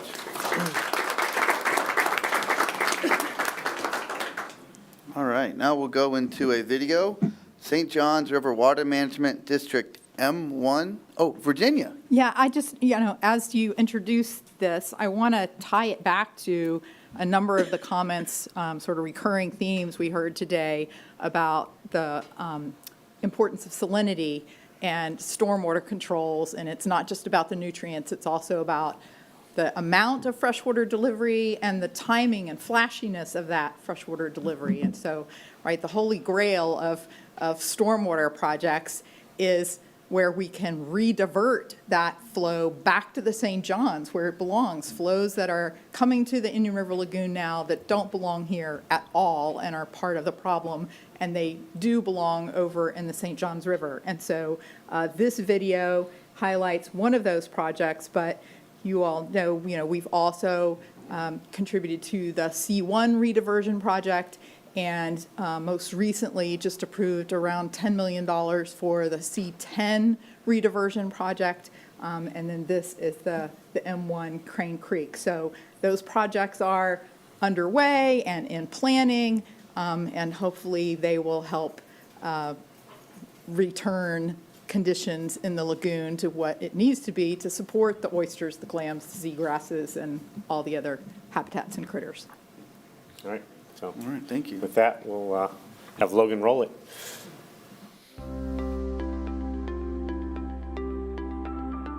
We are at the M1 Crane Creek project. This is a St. John's River Water Management District project being partly funded by the Save Our Indian River Lagoon program. The M1 Crane Creek starts on the east side of I-95, runs parallel on the north side of 192, and drains into Crane Creek before flowing into the Indian River Lagoon. This project is good for the lagoon because it's taking all of that excess nutrient pollution flowing in from this very commercialized watershed area, from going into the lagoon, polishing it up, and cleaning it before it flows into the St. John's River. So there's a natural ridge between the St. John's River and the Indian River Lagoon, about 2.5 miles from the Indian River Lagoon. So any water, any rainfall and runoff on the west side of that ridge would naturally go to the St. John's River, and any rainfall and runoff to the east of that ridge would go to the Indian River Lagoon. But about 100 years ago, the M1 canal was dug through that ridge, and it drained about 5,300 acres of land from the St. John's River into the Indian River Lagoon.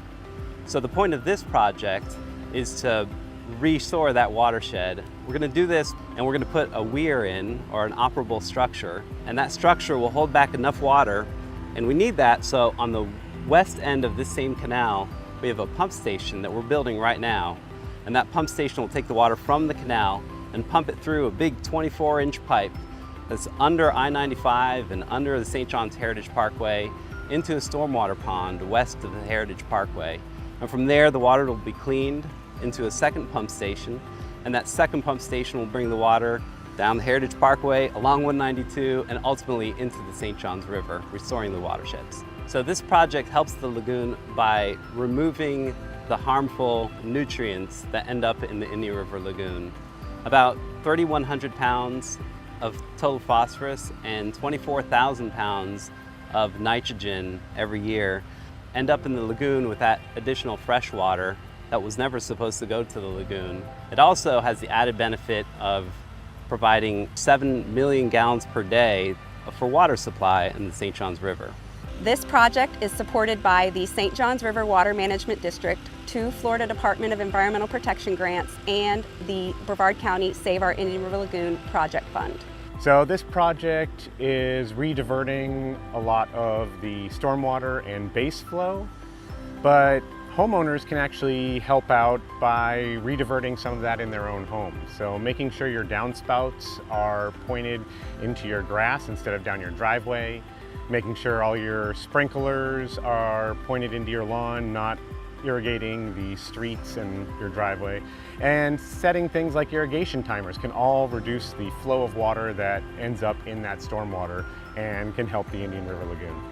If you want to learn more of these tips on how to reduce your own personal pollution, you can visit lagoonloyal.com, and the website gives you all sorts of things you can do in your own home.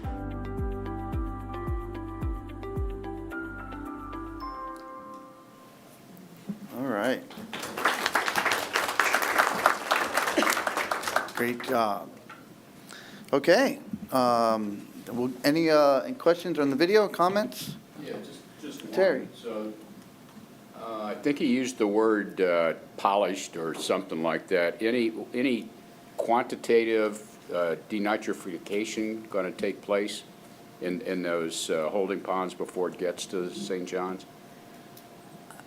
So there is a, I don't remember the size of the stormwater treatment area, but all that water will go through a large stormwater pond where there will be nutrient reduction between the first pump station and the second pump station before it gets pumped west to the St. Johns River.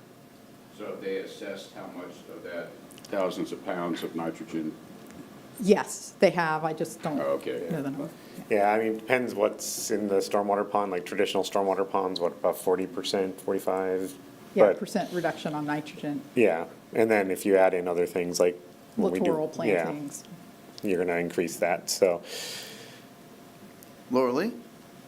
How big and how many culverts are going underneath I-95 to take that water west? I believe it's just one I with think that, it's yeah. just the 124-inch, but it's going to be pumped, so the volume is going to be high-pressure pump. Stephanie? The reason why it was rediverted in the first place was for flood control? Is that why they did it? And how is that going to be managed? By having the stormwater pond, it's reducing the amount that's going in, the flow rate, so it's not going to have the same condition. Right, so the weir is an operable weir, and so it will hold back water at a high enough elevation for the pumps to be able to continuously move it west, but then during high flow events, the weir lowers and the water will continue to drain quickly, both east and west. Kimberly? Just to continue on that point, so if there is a high water event, storms and so on, then that mitigation would be paused momentarily so that flooding wouldn't occur? 'Cause you said east and west. So none of these rediversion projects stop all water from flowing east.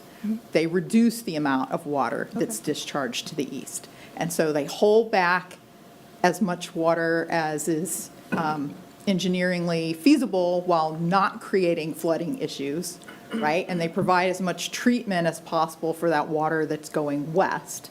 But then there's still, and actually you want to maintain the natural amount of base flow that should be coming to the east.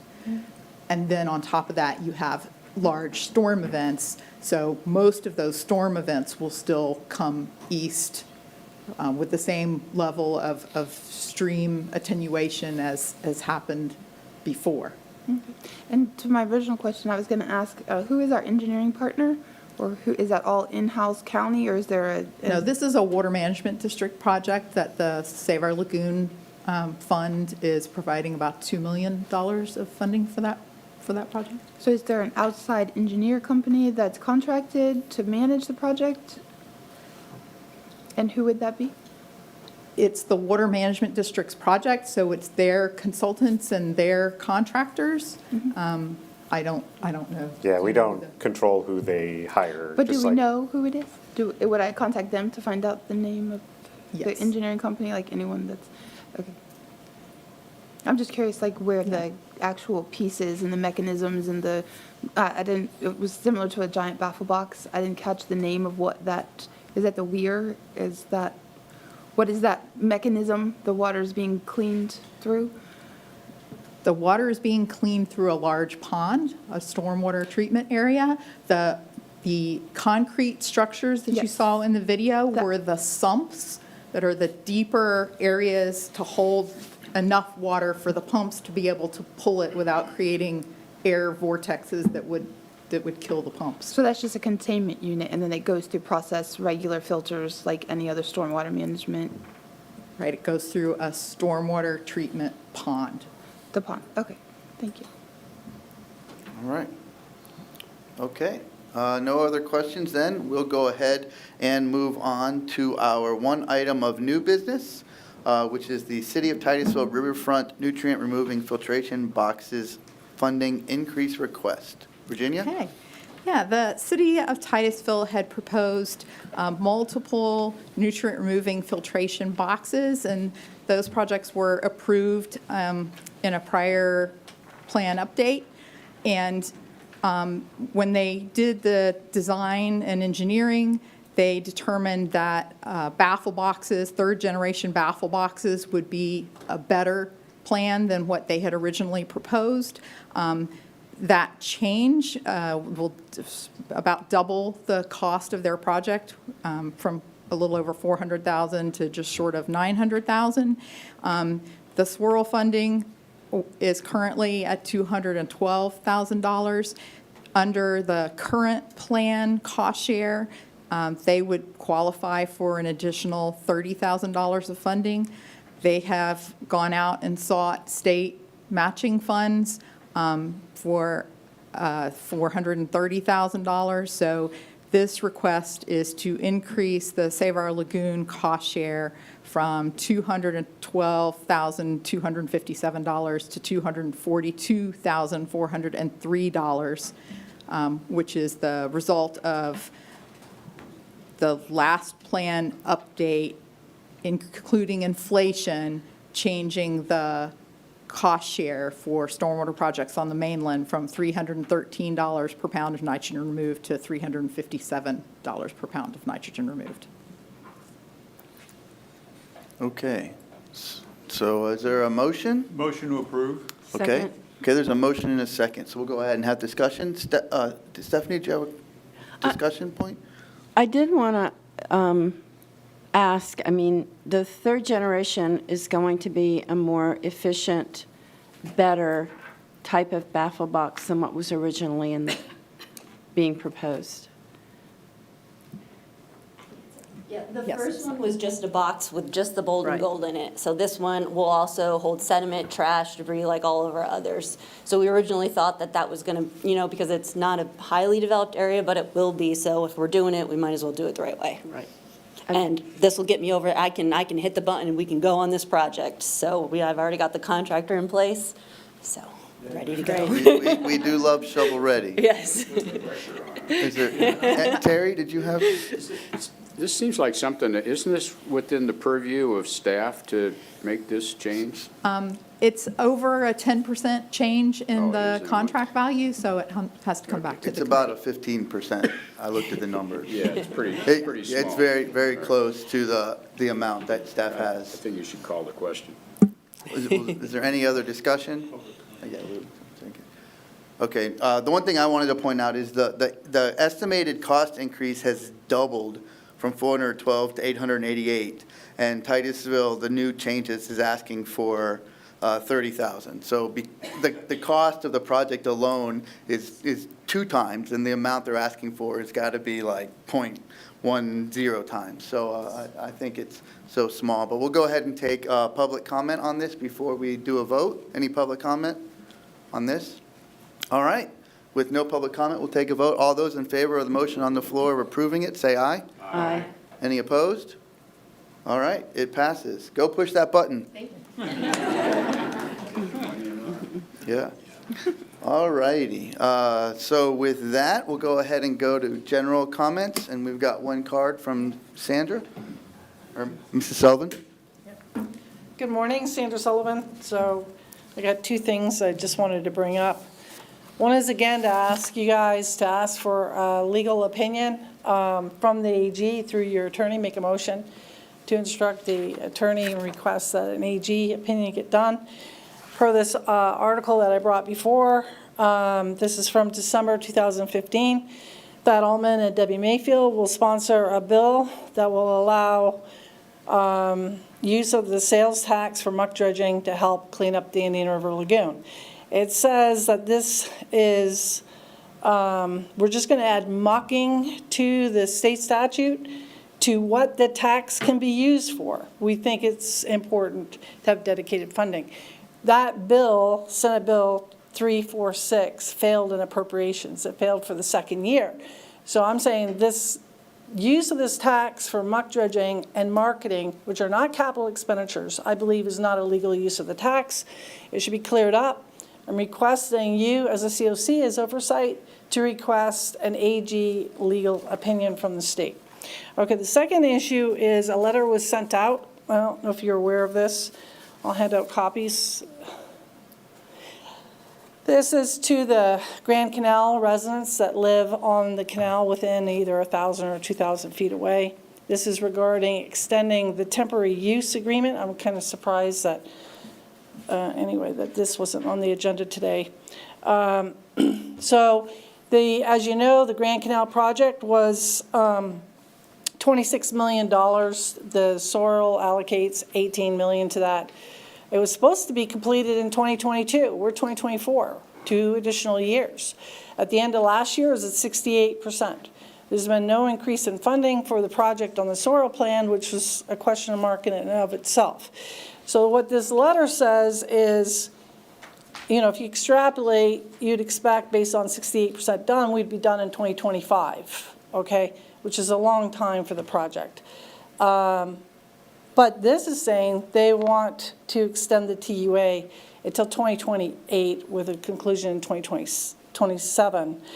So I think we're going to see people on these canals. You might have seen Fox 35 News last night. Some of the residents are upset. They deal with the noise, they deal with the smell. And, you know, I'd like, you know, I see on the agenda, you know, you're talking about a task order for Patrick Space for Space, Banana River Lagoon. The key issue is when this project was proposed to our community of South Patrick Shores, it was that project of Grand Canal would be the only project that that DMAA site would be used for. The question is the county changing its position and plan to use that site for other projects? Has that changed? Thank you. Thank you. Thank you. Okay, so I actually have seen the articles in the Post, and I know, I think Virginia had responded, or the office had responded to a request, and maybe some of the information didn't get out about that site. Correct. Okay. I know, first off, there's 100 and some day a year manatee break, right? So it's not running straight through all the time. And I know a couple weeks ago there was sound equipment or barriers put up as well. Is that correct? Last year. Last year. Okay. And I personally applaud the county for having a meeting, for going out in the community and, you know, talking to the public about it. I don't know, Abby, did you have any points or anything you wanted to say about the project? No?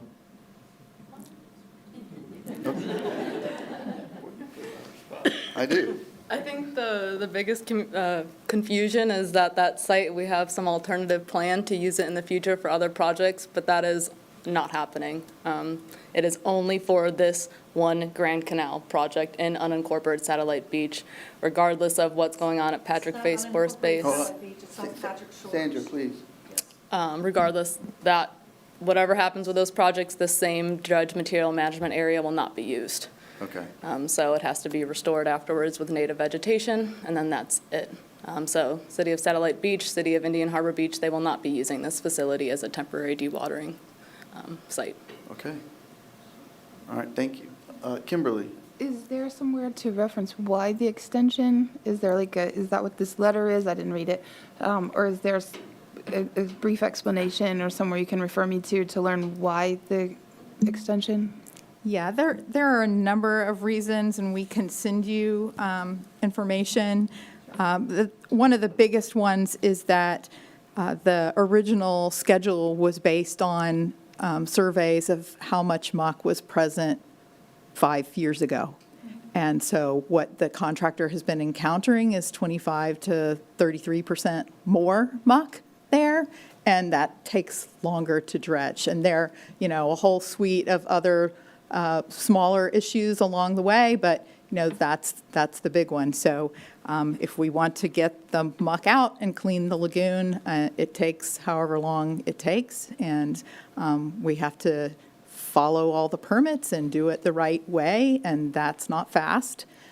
We have to shut down for the manatee closure season, and like she said, that's 105 or 106 days during a leap year each season, and so, it adds time. Was the manatee pause in the original plan? Yes. So that's Yeah, well, the pause, but every time you work another 230 days, then you have another 100-day shutdown, right? So it's not linear.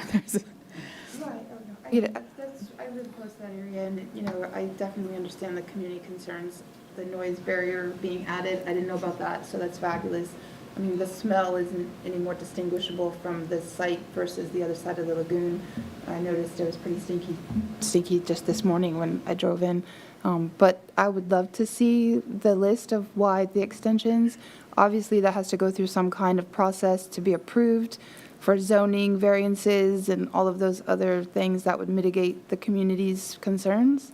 Correct. So it will require a county commission approval for an extension to continue to use that site. And so this is a community meeting to help inform them before that public hearing process. Yeah, so the meeting is the 25th at Christian Wells, or what is the location? I'm sorry. Trinity Wells Chapel? Wellspring. Yeah, on the 25th. Yes, thank you. So that's on the 25th, and then I believe May 7th is when the county commission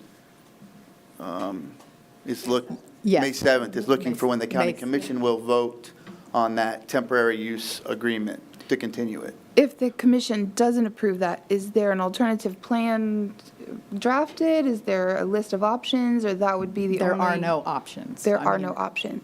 Right. Okay, so it would be like The next reconstruction closest of site would be BV 52 in Palm Bay, which we're about to open bids next week for use for the Oak Alley project. And that's the site that Satellite Beach and Indian Harbor Beach are permitted to use. So, there would be a 10-year delay to wait for that site. Okay, so that's not even, I was going to say, so that would just be an extension of all of that infrastructure or removal and rebuild, but that's 10 years, so, okay, thank you. And the muck will continue to accumulate in that time as well. And flux. And flux. All right. Okay. So with that closed, we'll go to final comments. Don? There's a podcast called The Nitrogen Story. I recommend it to everybody to, listen to. It covers what nitrogen does in the environment. He's a soil scientist that does it, but he also talks about it in the water column also, and also phosphorus too. He talks about that. But it's a good podcast. Maybe you could send the link, Don, could you send the link to Virginia, and she could send it to everybody on the committee? Sure. It's on Amazon Music and on Spotify. So yeah, it's on all the. We can get it we can get it on vinyl for you, Kurt, if you'd like. I know what that is. You probably have a lot of good ones. I should come over and listen to some of the good ones you got. Several boxes Oh, yeah. All right. Anybody else have any other comments? I know I do. All right.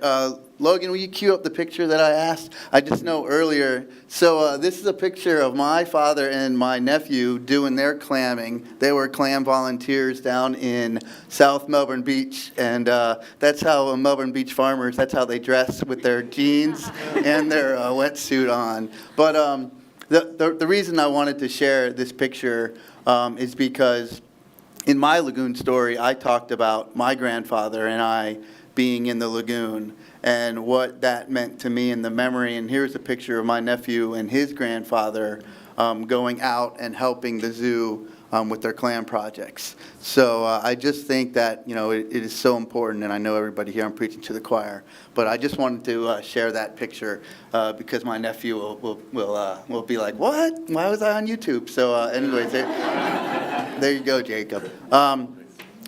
So thank you to the zoo for getting everybody involved. That is so huge to have the community involved. The one other thing I did want to say too, I know we talked a lot today about fresh water and how that can be a pollutant.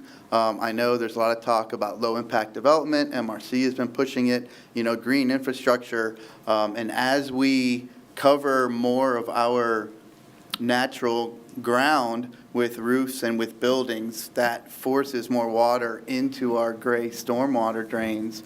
And so green infrastructure and slowing that water down and using rain barrels, even just to hold the water, to slow it down from rain events is just so important.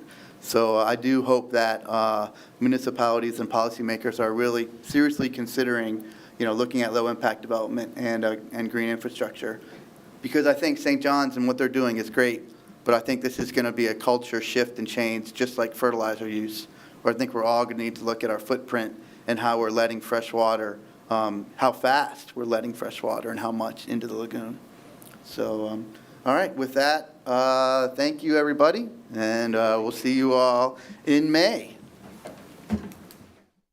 The opinions expressed by any member of the public during any period of public comment do not necessarily reflect the views or opinions of the Board of County Commissioners of Brevard County, Florida, Space Coast Government Television, or the program sponsor, and are solely those of the presenter. The Board of County Commissioners of Brevard County, Florida, Space Coast Government Television, and the program sponsor hereby expressly disclaim any and all responsibility or liability for any defamatory or slanderous statements expressed by any member of the public during any such period.